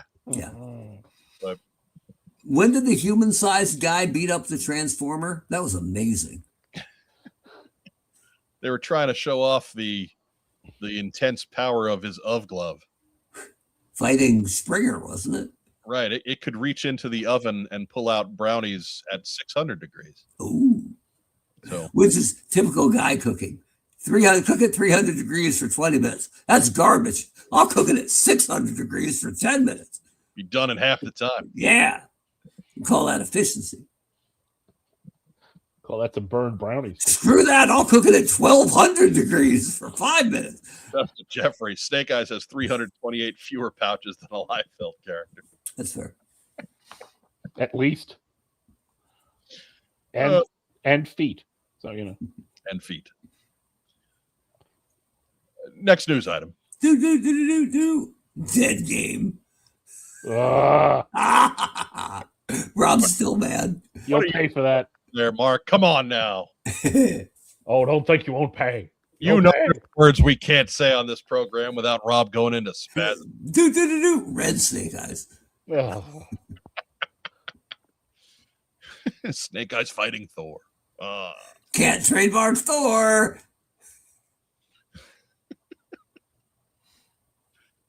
I have to try and get a semi-serious read on this because they are paying for it. Yeah. And this is a big deal. It is a big deal. The Heritage Auctions G.I. Joe Absolute and American Icon auction is now open for bidding and features an extraordinary selection of 1,156 lots spanning the entire history of G.I. Joe, from the original 1964 figures to modern era releases. With more than 700 AFA graded pieces, the sale offers an unparalleled opportunity for collectors to acquire some of the hobby's most coveted treasures. Highlights include one-of-a-kind prototypes, original artwork, international releases, and an impressive lineup of atop-of-population AFA graded grails representing some of the finest examples known. Some highlights include the highest graded pre-production carded Prophet Director Destro, original artwork for Create a Cobra, the highest graded Goldhead Steel Brigade with mailer box, 2-up paint masters of Firefly, Ace, and Wild Bill, an uncirculated Terradrome, as well as a USS Flag and Defiant, unreleased Manimals on the card, as well as first shot prototypes. Whether your passion lies in vintage 12-inch figures, a Real American Hero collectibles, foreign exclusives, or one-of-a-kind pre-production pieces, this landmark event delivers something for every G.I. Joe collector. Extended bidding concludes on July 12th. So that is not far from now, less than 2 weeks out. Visit ha.com/7487. It'll take you right to all of Daryl's cool stuff. 7487. As Racktime Rob correctly said last week, not 7486. That's where all that lowbrow Star Wars auction stuff is. ha.com/7487. And again, I understand this. Some of this stuff is going to get pretty expensive. If you don't plan on bidding yourself, by all means, check it out. Drive up traffic, and spread the word in your G.I. Joe collecting circles. Because at the very least, you're helping put some coin in our friend Daryl's pocket. Mm-hmm. He might invite us to see his what's it called, garage dominium someday. Yeah, the barn dominium. Barn dominium, sure. I have, since this episode, since that episode, I have looked up what exactly what a barn dominium, and now I am getting ads for floor plans for barn dominiums like crazy. Oh no. It's a tempting pitch. Right. Would buying one of them be less expensive than renting an apartment? Yeah. That's the question that needs to be asked. Do they have 2-bedroom, 2-bathroom barn dominiums? Right. They do. It's time to do some cost analysis. That's it. But, even if you don't plan on bidding on any of this stuff, go check it out. It's just cool to see what's out there. Coming from, again, a collection that was as deep as Daryl's, and he's certainly not the only person who's got stuff in these auctions. So check that out. ha.com/7487. I'm sure they're thrilled I'm coughing in the middle of their spot.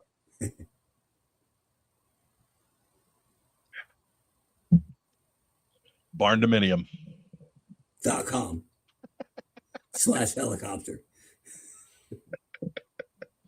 Next news item. Barn dominium.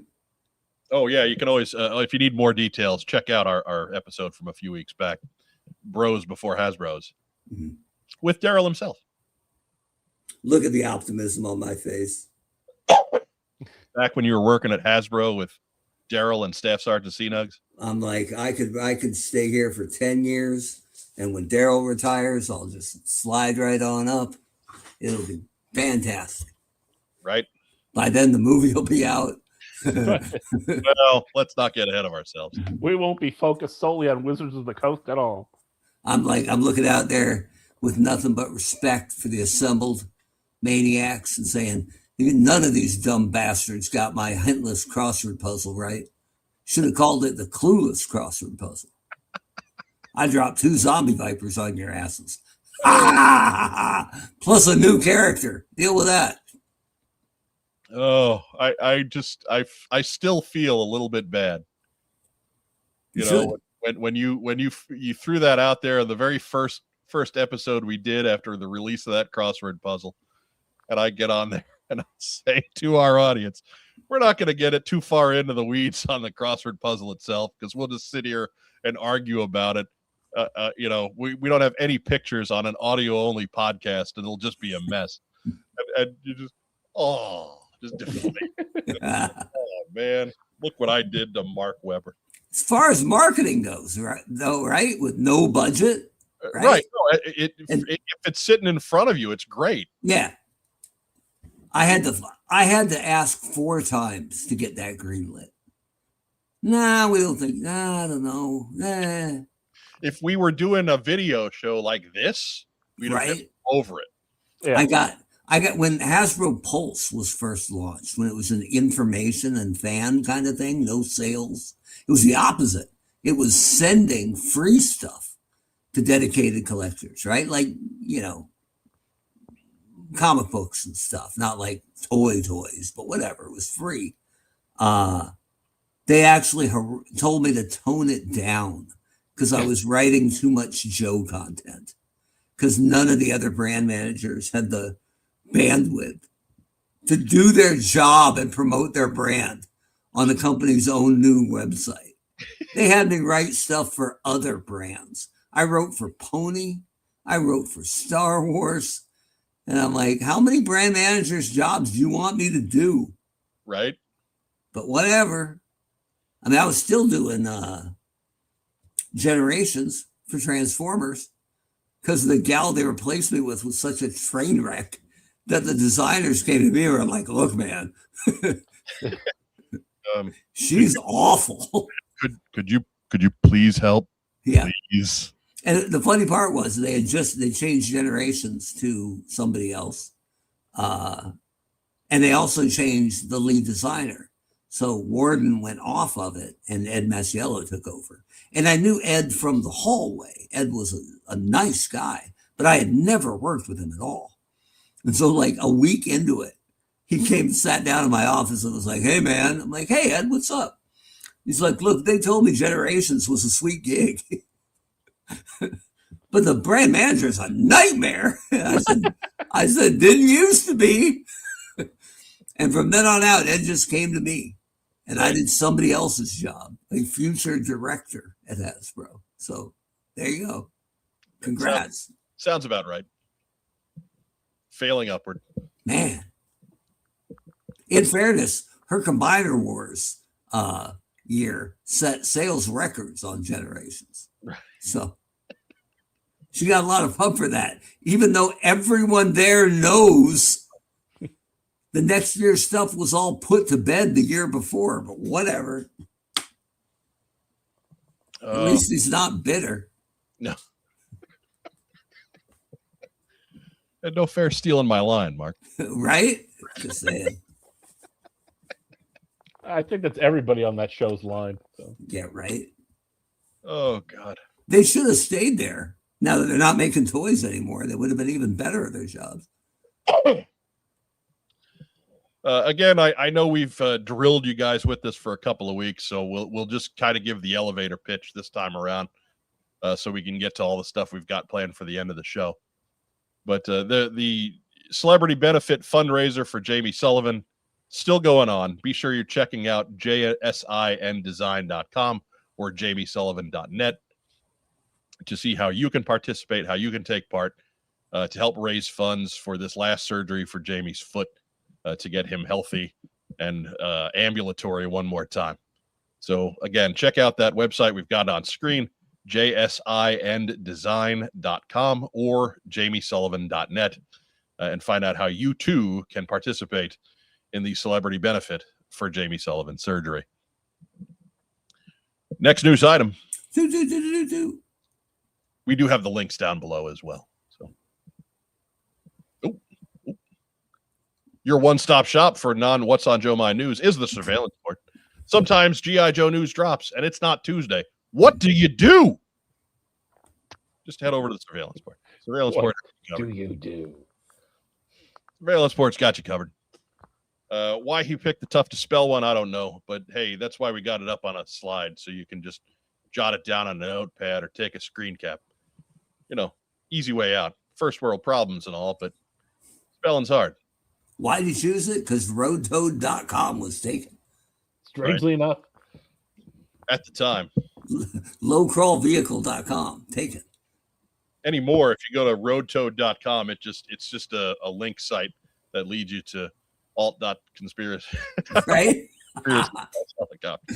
Yeah, and if you go to lowcrawlvehicle.com, it's a Cholo club out of California, man. Right. It's mad ass hydraulics, let me tell you. Right. You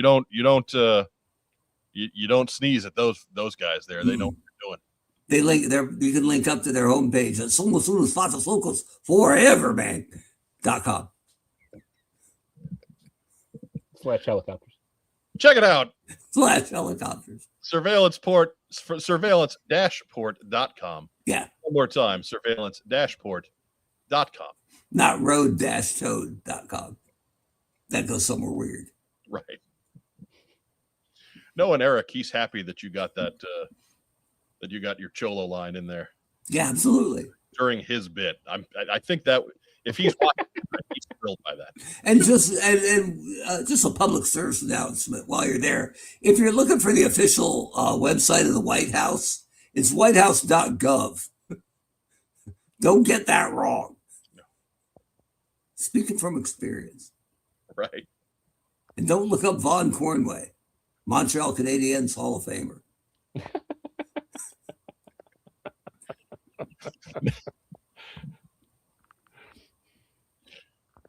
Next news item. Ah! G.I. Joe 3D Printing Podcast is happy to present Chucky, Tank Kitty, and his Meowler Tank. Of course, every Sunday at noon, the boys get together. They work on a new project. They talk about some G.I. Joe. They do all kinds of fun stuff. It's basically like this show, if you like 3D printing. We don't know anything. We talk about it, but we don't know nothing about it. We know it exists. Right. We know it's a thing. But we are not builders. We are destroyers. And I mean, Mark's built stuff, but let's be honest. I mean, destroying's a lot more fun. Yeah. Agitators at least. I'm a customizer. Just been a while. Right. Yeah. I was just thinking, like, you have children, Mark. You're responsible for the next generation. Yeah, absolutely. Elizabeth got sunburned at camp. I couldn't have been prouder. Rob and I, all me, baby, all me. Rob and I are family free. We have no responsibilities. We are the societal equivalent of shiftless layabouts. You didn't have pets. Come on. No, we don't. We just go and torture my dad's pets. You should get a bird. No, that's not going to happen. Apparently, birds like me too. Yeah, look, I birds have no problem with me. I don't need birds. I don't say the upside of a bird. They really love my car, but had to get it hosed off again.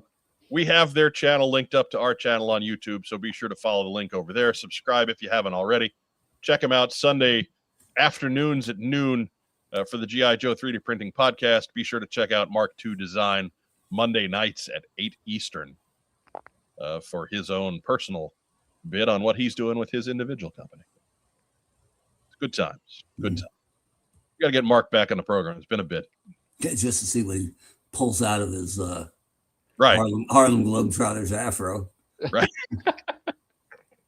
It's the old utility belt. There we go. Anyone want a G.I. Joe headquarters? It's the second one. Ah! They're working on building a Dreadnought Swamp Fire. So I'm sure that they'll probably have here's a fully cockpit Swamp Fire. Right. And it's got 3 seats and a glass enclosure and because they're kind of nuts. Here's the cargo doors. Right. Like the double-seated shark, right? It just right. Double-seated shark needed to happen. Just pulling it out of nowhere, out of the back part of the desk. Oh yeah, I got this thing over here. I'm so mad how many times they re-released the shark with not being willing to sink 20 grand of tooling into an insert. Didn't have to change the whole thing, just an insert. Didn't have to change anything else, just that one piece. Just a seat back. Surely somebody has a 3D printed insert you can put in your old sharks. I would imagine so. If there isn't just that piece, then shame on us as a community. I mean, I know a guy. Maybe we should flex. Or maybe he likes everybody else having lousy sharks and his being the only quality shark in the world. His being 100% more badass than anybody else's. Yep. He's got shipwreck and torpedo in there. That's the news.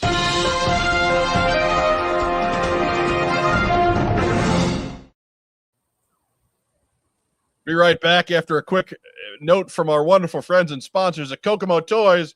Stay with us. We buy, sell, and trade vintage and modern toys. G.I. Joe, Star Wars, Transformers, Marvel, DC, and more. Located in beautiful downtown Kokomo, Indiana, we are open every Wednesday through Saturday from 12 to 5. It's a theme park of nostalgia. Join the thousands of people who have traveled from all over the Midwest for over a decade to buy and sell with us. Get your geek on.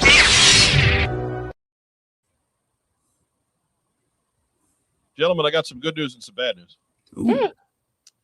The good news, it's time for Stump Rack Time, Rob.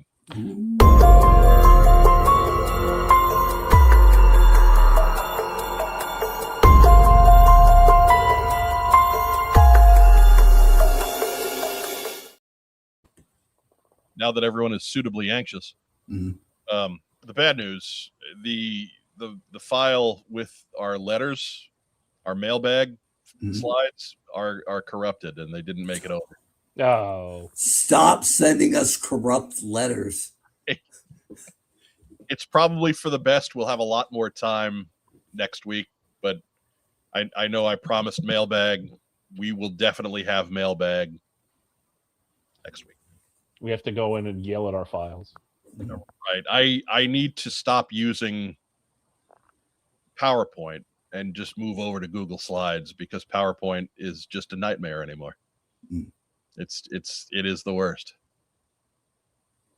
This is three incidents in like 6 weeks after not having 3 incidents the entire run of this program beforehand. I think I'm just kind of over it. But anyhow, more new slides. Oh boy. It's the character edition sponsored by After Action Report, G.I. Joe Guidebooks, Command Files, Volume 3, still live on Kickstarter as we speak from now until July the 9th. If you haven't pledged yet, pledge now. Run out of time. Down to 8 days. Move it. And this slide nightmare reminds us that this guidebook brought to you by Greg Augustin and editor Josh Eggebine. Are you sure these aren't the corrupted files? No, they are not, but they are giving you a clue.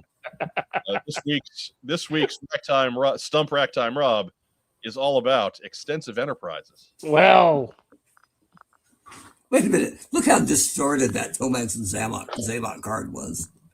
It's bad slide design, Mark. No, it wasn't like it had to fit into a certain spot either for the integrity of the slide, right? Like he did that on purpose. I think he is. Jake, we'll get yours up after we're done with the jokey segment. But thank you for that. We'll talk about that in a second. Question number 1. Who are the leaders of extensive enterprises? why? That would be your Crimson Guard commanders, Tomax and Zaymot. That's incorrect. It's actually Bob Ursay. Yeah. Oh, I mean, he moved the Colts to Baltimore and then took over extensive enterprise. I don't think he stayed sober enough to manage that. Dude, he got pulled over with a trunk full of various drugs and skated. So salute. I think you're thinking of Jim. Is that Jim? Yeah. The recently departed son, Jimmy Ursay. Oh, okay.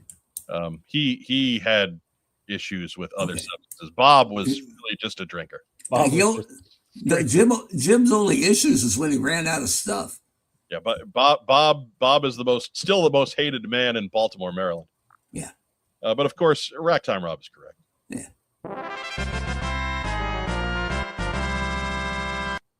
20-0 coming into this one, Rob? I think so, yeah. Yeah. So now we're up to 21. Question number 2. What division of Cobra troopers work under extensive enterprises? Racktime Rob. That would be the Crimson Guard.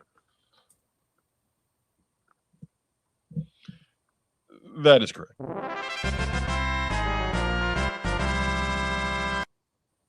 There is not a lot of mustard on these questions so far. We haven't even had to, I haven't even pretended to ask for Mark Weber for help. I know that sometimes you've got the correct answer going in and I'll throw it to Mark anyway. There's nothing he can do with this. Question number 3. In the comics, what is the first male series of Crimson Guardsmen? Well, that'd be the Freds, wouldn't it? Mark Weber? It's actually the Fredericks because they got hit on the head. Fredericks. They're in Hollywood. They think they're British now. Or race car drivers. Right. They've been hit on the head by an irregularly shaped bowling ball. Or great Latin lovers. It's the Fred series.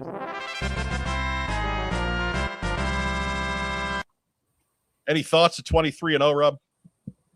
Yeah, wow. I have one. The Undertaker is his bitch. That's my thought. If the previous episodes have been any indication, it's time for another poorly laid out slide. That's right. There you go. Everything you ever wanted to know about G.I. Joe comics and more, live at Kickstarter.com right now. or head over to afteractionreport.net. The link is in that slide. I don't know how you're supposed to get to that. Yeah, it is quite pungent. We got a link to the campaign in our description down below. That's probably a lot easier for you. So just use that one. Use that one. Is this one better or worse than the one at the beginning? It's hard to say. Yeah. No distorted pictures of the Crimson Twins in this one. It's a tie. Right. No signing of Template, the most feared Cobra agent. Template. Question number 4. What comic character actual name is the most well-known Crimson Guardsman? Oh, okay. Well, that would be the Wade Collins, wouldn't it? It's the 2 weeks to go. Can Rob win? I think at 23-0, Rob could miss the rest of them from the way out. His record would still be pretty. But the answer at number 4, Wade Collins. Now they're asking, can Mark win? No. This isn't even about Mark. No.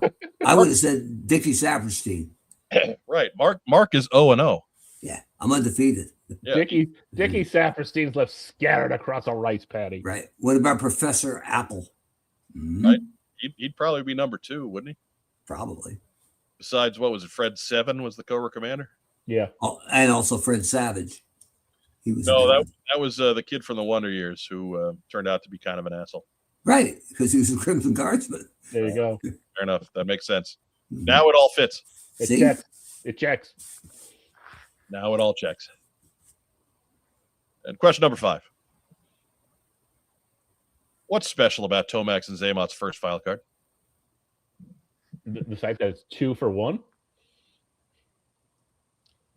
Mark Weber, any thoughts? It's the first BOGO file card. Yeah. 2 characters, 1 card. Both characters on one file card together.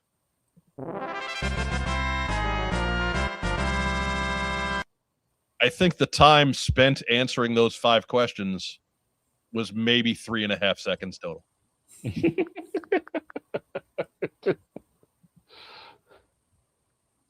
6 damn times for Cobra. Thanks to us, and congratulations, Mark, on your completing your 6th After Action Report Q&A segment. That's right. I get a 6-timer hoodie. Here on Stump Rack Time Rob, America's 17th favorite game show. We've fallen. Man. What number were we last week? I don't remember. 14. Yeah. Okay. But Love Island is climbing the charts. Right. I mean, yeah, we are contending with a new season of Love Island. There's probably another Love Island UK out there too, sneaking in. So Yeah, and the Real Housewives of Cobra Island. that's not a game show, though. The Real Housewives of It Bacon. can be. That's right, baby. There's all kinds of game. Yeah. But and this, the least offensive of the bad slides. Thank you again to our wonderful sponsors, bringing you Stump Rack Time Rob, After Action Report, Command Files, Volume 3. That's right, all the Cobras. Live on Kickstarter now. Link to the campaign down below.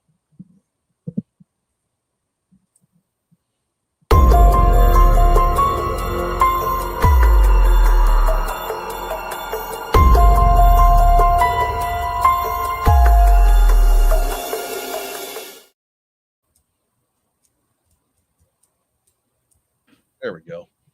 So Jake Rose, thank you for the super chat. Like the super chat, say condolences to Joe Colton for the loss of her friend, Joe Colton. That was going to be my first shout out tonight. So thank you, Jake. We appreciate your donation, and again, thanks for the thought there too. Not somebody I knew personally, but I knew somebody who was very important to her. So, the Gunny with good news. Gene and a friend won the trivia contest at Joe Fest. That's not surprising. Mhm. The world does not know what it's got on its hands with Gene Fleming. Yeah. G.I. Joe trivia machine.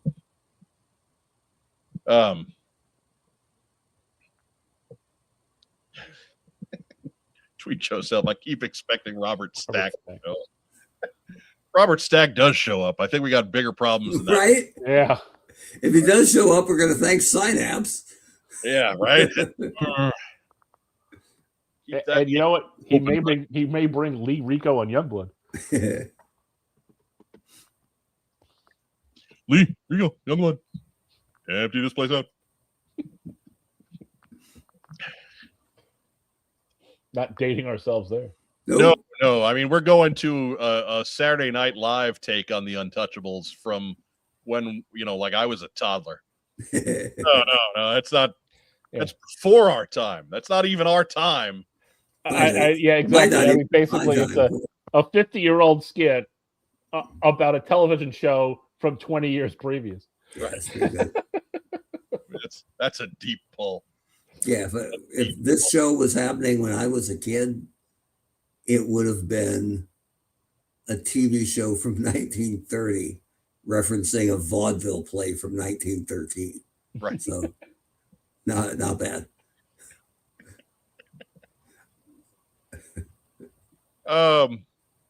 Yeah, we do have the Independence Day weekend coming up. So everybody be safe, be mindful of all of these. Mm-hmm. However many you are starting the weekend with, make sure you come home with the same amount. Yeah. Be a Bilbo, not a Frodo. Right. Leave the random exploding hands to the safety dummies. Right? What was the giant guy? The defensive end? Jason Pierre-Paul. That's it. Yeah. Be a Harry Carson, not a Jason Pierre-Paul. Everybody should want to be a Harry Carson. Harry Carson, right? awesome. Or Dan Bavaro. Badass. Mark Bavaro. Oh, that's right. Oh. He's going to come get you now. I just read, I'd never heard of this guy. I just read about some blonde, white guy linebacker from the 70s, part of the Crunch Bunch, who I guess was amazing in the 70s for terrible Giants teams. And I'd never heard of him, and I can't remember his name right now. Van Pelt. Van Pelt. Alex.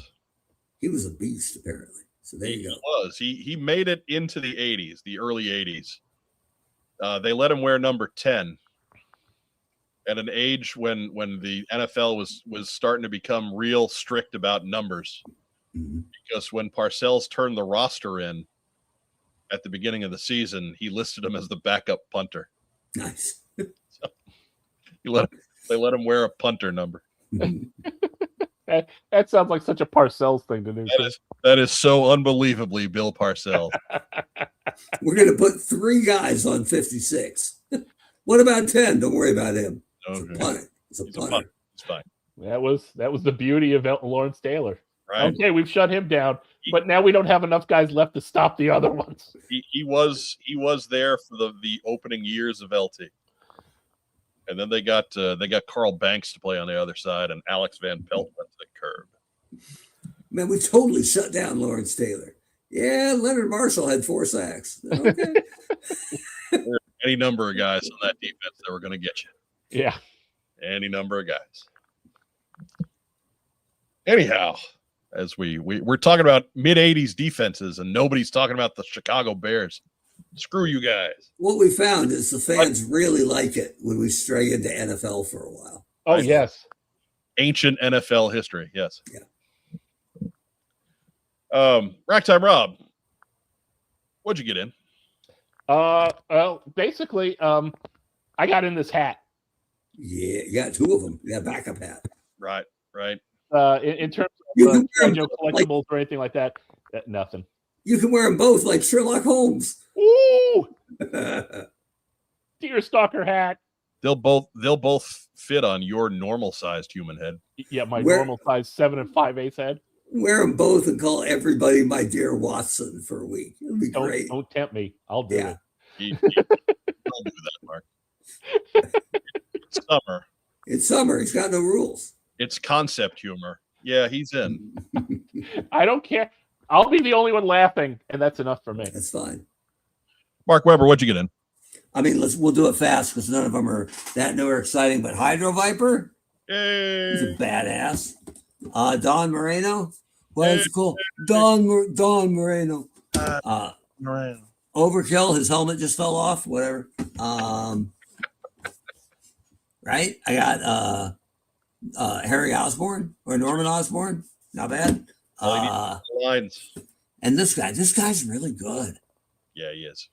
Yeah, fan. New character. Who knew? So there you go. I'm waiting on mine to come in. That's a really good read. Oh, boy. Yeah. I just dropped something. It's okay. Yeah, these are the only two I got out of that wave.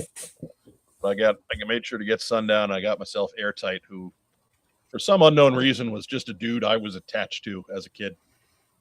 Somebody online took the poster. It was from one of the foldouts from maybe 85, where there's a bunch of Joes in front of a mountain and the logo, and they're all doing the punch. Right. And Airtight was the last guy from that image that hadn't been made and classified. And so this guy had a display of the guys doing it, in the figures doing it in front of the poster. And his post was like, finally, Airtight's here and my shelf is complete.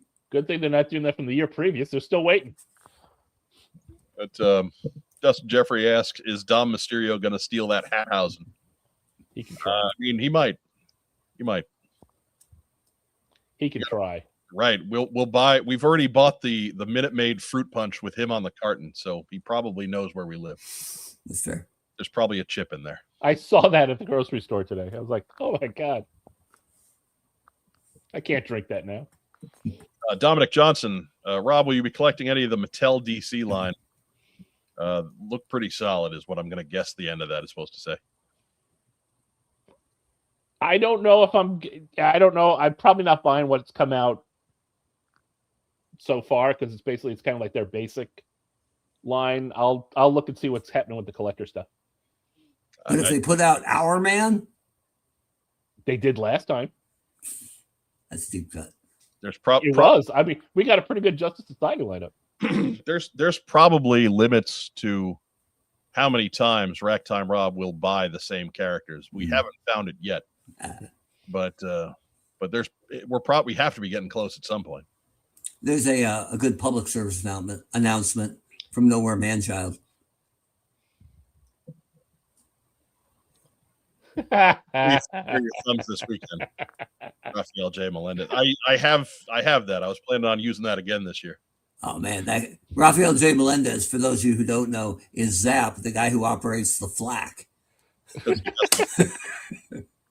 Because cheap plastic. All you need is trigger fingers, baby. And they weren't necessarily the best either, but they're more likely to still be there. Yeah, Zap, of course. Zap, Ric Flair, Tully Blanchard, and Arn Anderson, of course, were the original Four Horsemen. Yeah. He was also a member of the Van Buren Boys. But not the Crunch Bunch. Yeah. No. I got the two classifieds that you saw, and I got this guy. There he is. He's back. More beachheads. Which means it's probably time to give everybody a count update.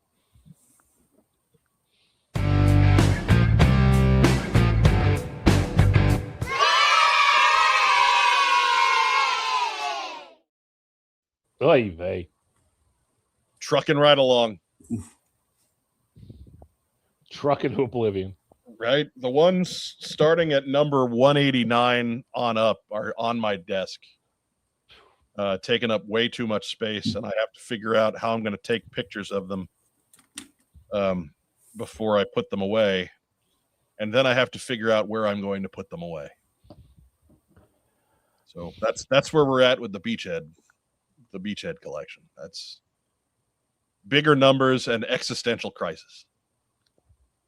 So if you have any thoughts, by all means, leave them in the comments down below. Shout outs, Ragtime Rob. Shout out to the studio audience. Thanks for tuning in. Dustin Jeffrey asks, are we getting a Dr. Soxo Rock and Roll Cat new clip? No, unfortunately, I didn't have a chance to work on that. That file, too, has been corrupted. Didn't have a chance. We'll get there, though, I promise. Now that YoJoe June is done for a couple of weeks, there probably won't be as much show prep. Although, granted, in one of those weeks we're not doing a show, so that'll probably be a week when I get caught up on some of that little stuff like that.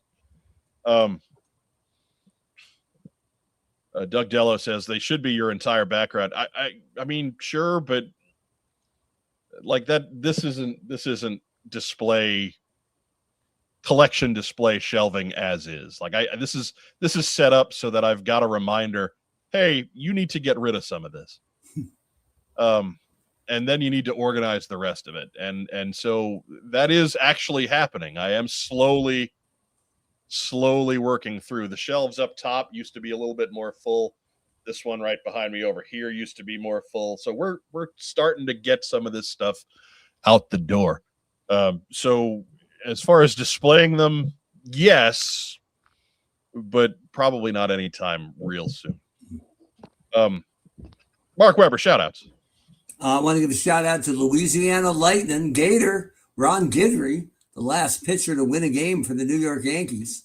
So seems like it, right? Salute, yeah. Back in 1989, I think. Yeah, man. That What a was beast. on the station. Yeah, and Lee Guterman got the save. So pretty exciting game. Yeah. Not even Rigetti, huh? No, Rags have pitched 3 days in a row. So there you go. The Major League Baseball leader in wins right now is reliever Aaron Ashby of the Brewers. Yeah.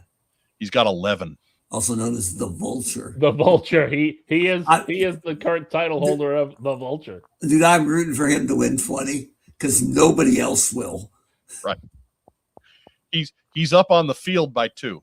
Yeah, he's the best. He's got a good lead for a little while. Yeah. It's Ashby, Mizorowski, Skeens, Wrestle League. That's it. Noah Manchild. Remember when people somehow thought Mike would stop at 80? Fools. I mean, I gotta stop and I gotta go back to my list and see what day that was when I passed 90 or 86 rather. I'm gonna do that right now. Just because it's quick and easy. I want to see all your beachheads fight all the Agent Smiths from Matrix 2. It'd be amazing. That bastard doesn't stand a chance. Right? So they're gonna go take on the Monarch's butterfly henchmen. More. They especially don't stand a chance. They're hapless. They're just gonna drop in a big Camaro. Number 86 was purchased from friend of the program, Kevin Watts, back on June 30th, 2023. So, wow, it's the 3-year anniversary. Right. So, yeah. So wait, you've gotten 175 in 3 years. Yeah. About, right? Give or take, yeah. It's like 5 a month. There were a few really impressive months in here. The collection started in earnest at number 4, and that was in June of 2019. So you can say that the bulk of this collection has happened in the last 6 years. Is number 1 your original beachhead from when you were a kid? That is actually number 0. Okay. So technically, there's that number plus 1. I don't really count the one from when I was a kid. I like that he's patient 0 for your sickness. Right. That was the joke, actually. Yes, that's Agent 0. So, the Gunny, of course, is rooting for 1,986, and yes. I mean, give me a few more years, I guess. But we got other stuff to pay for along the same lines. So maybe if I figure out some way to become independently wealthy, that'll happen. At 50 a year, that's only like 32 years away. So, right. So obviously, himself a nice barn dominium. I am slacking, and I need to step up my game. I hope when you have 1986 that you put them in a swimming pool and dive in like Scrooge McDuck and break all their crotches. I was about to say it's going to snap a lot of crotches. I mean, including your own, probably. right. They would break when I tossed them into the pool. So yeah. That's there. But Firefly, he's working on beating Brian Kaufman's count of crystal balls. Of course, that's a long way to go because he probably at least triples me up. There we go. That's a lot of balls. Boy, said surely the number of beachheads can't exceed the What's on Joe Mind episode count. No, but at the rate, like this is episode 393. That's regular episodes. We've done almost 100 special editions, and then there's some other kind of episode things that don't really fit into any of the formats. So it's maybe another 50 on top of that. So whatever that number is, that would be the number to beat, and we're not particularly close to that now. Torpedo Mike, you're going to need a bigger desk. Yes, I am. As it is, this isn't really a desk. It's a utility folding table that I managed to keep. I fight off the Bills Mafia every day, putting somebody through it. But it holds all of the stuff that I do to organize and keep my collection going and my computer. So we often have to buy decoy tables. Yeah. Plus, because it's a utility table, it has shark repellent in it.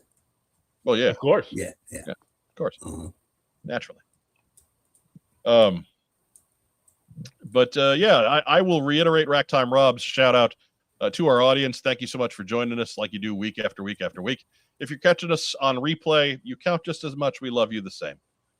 So replay squad, be sure to represent in the big boy comments down below. If you're catching us on audio, I mean, eventually you'll hear this. By now, I hope you've made the move over to YouTube and subscribed to the channel and done all the cool YouTube stuff like we've begged you to for weeks and months. I don't know when I'm going to get caught up on all that stuff. It's such like it's become a point where it's its own problem at this point. But again, all the cool YouTube things, like, share, comment, subscribe, do them all for us. We really appreciate it. If you do have a couple of bucks you want to donate to us, we do have a coffee account. Link to that is down below.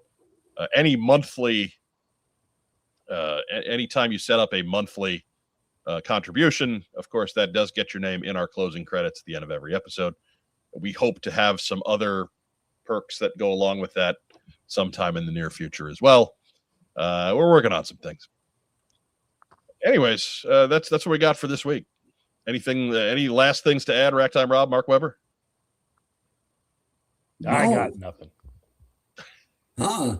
We went extra long to make for our 20-minute blather segment. I got nothing except a hat. To make up for it all, we went even longer. No, yeah. We're actually a little shorter than last week. So thanks to everybody for tuning in. We will be back next week at 9 p.m. for another episode of What's on Joe Mind, and then a week off. And then we'll get back with Phil on July 21st. And then after that, we might be changing the night of the show. Ooh. So stay tuned for that. Anyways, for Racktime Rob, for the honcho Mark Weber, I'm your host, Mike Irizarry. Be sure to join us next Tuesday at 9 p.m. for another episode of What's on Joe Mind. As our friend Thagon likes to say, stay safe, especially this 4th of July weekend. Yeah. And if you can't, be careful. Have a great rest of the week, everybody. And YoJoe. Lefty. And look at that, man. He switched up. Water. I'm amphibious.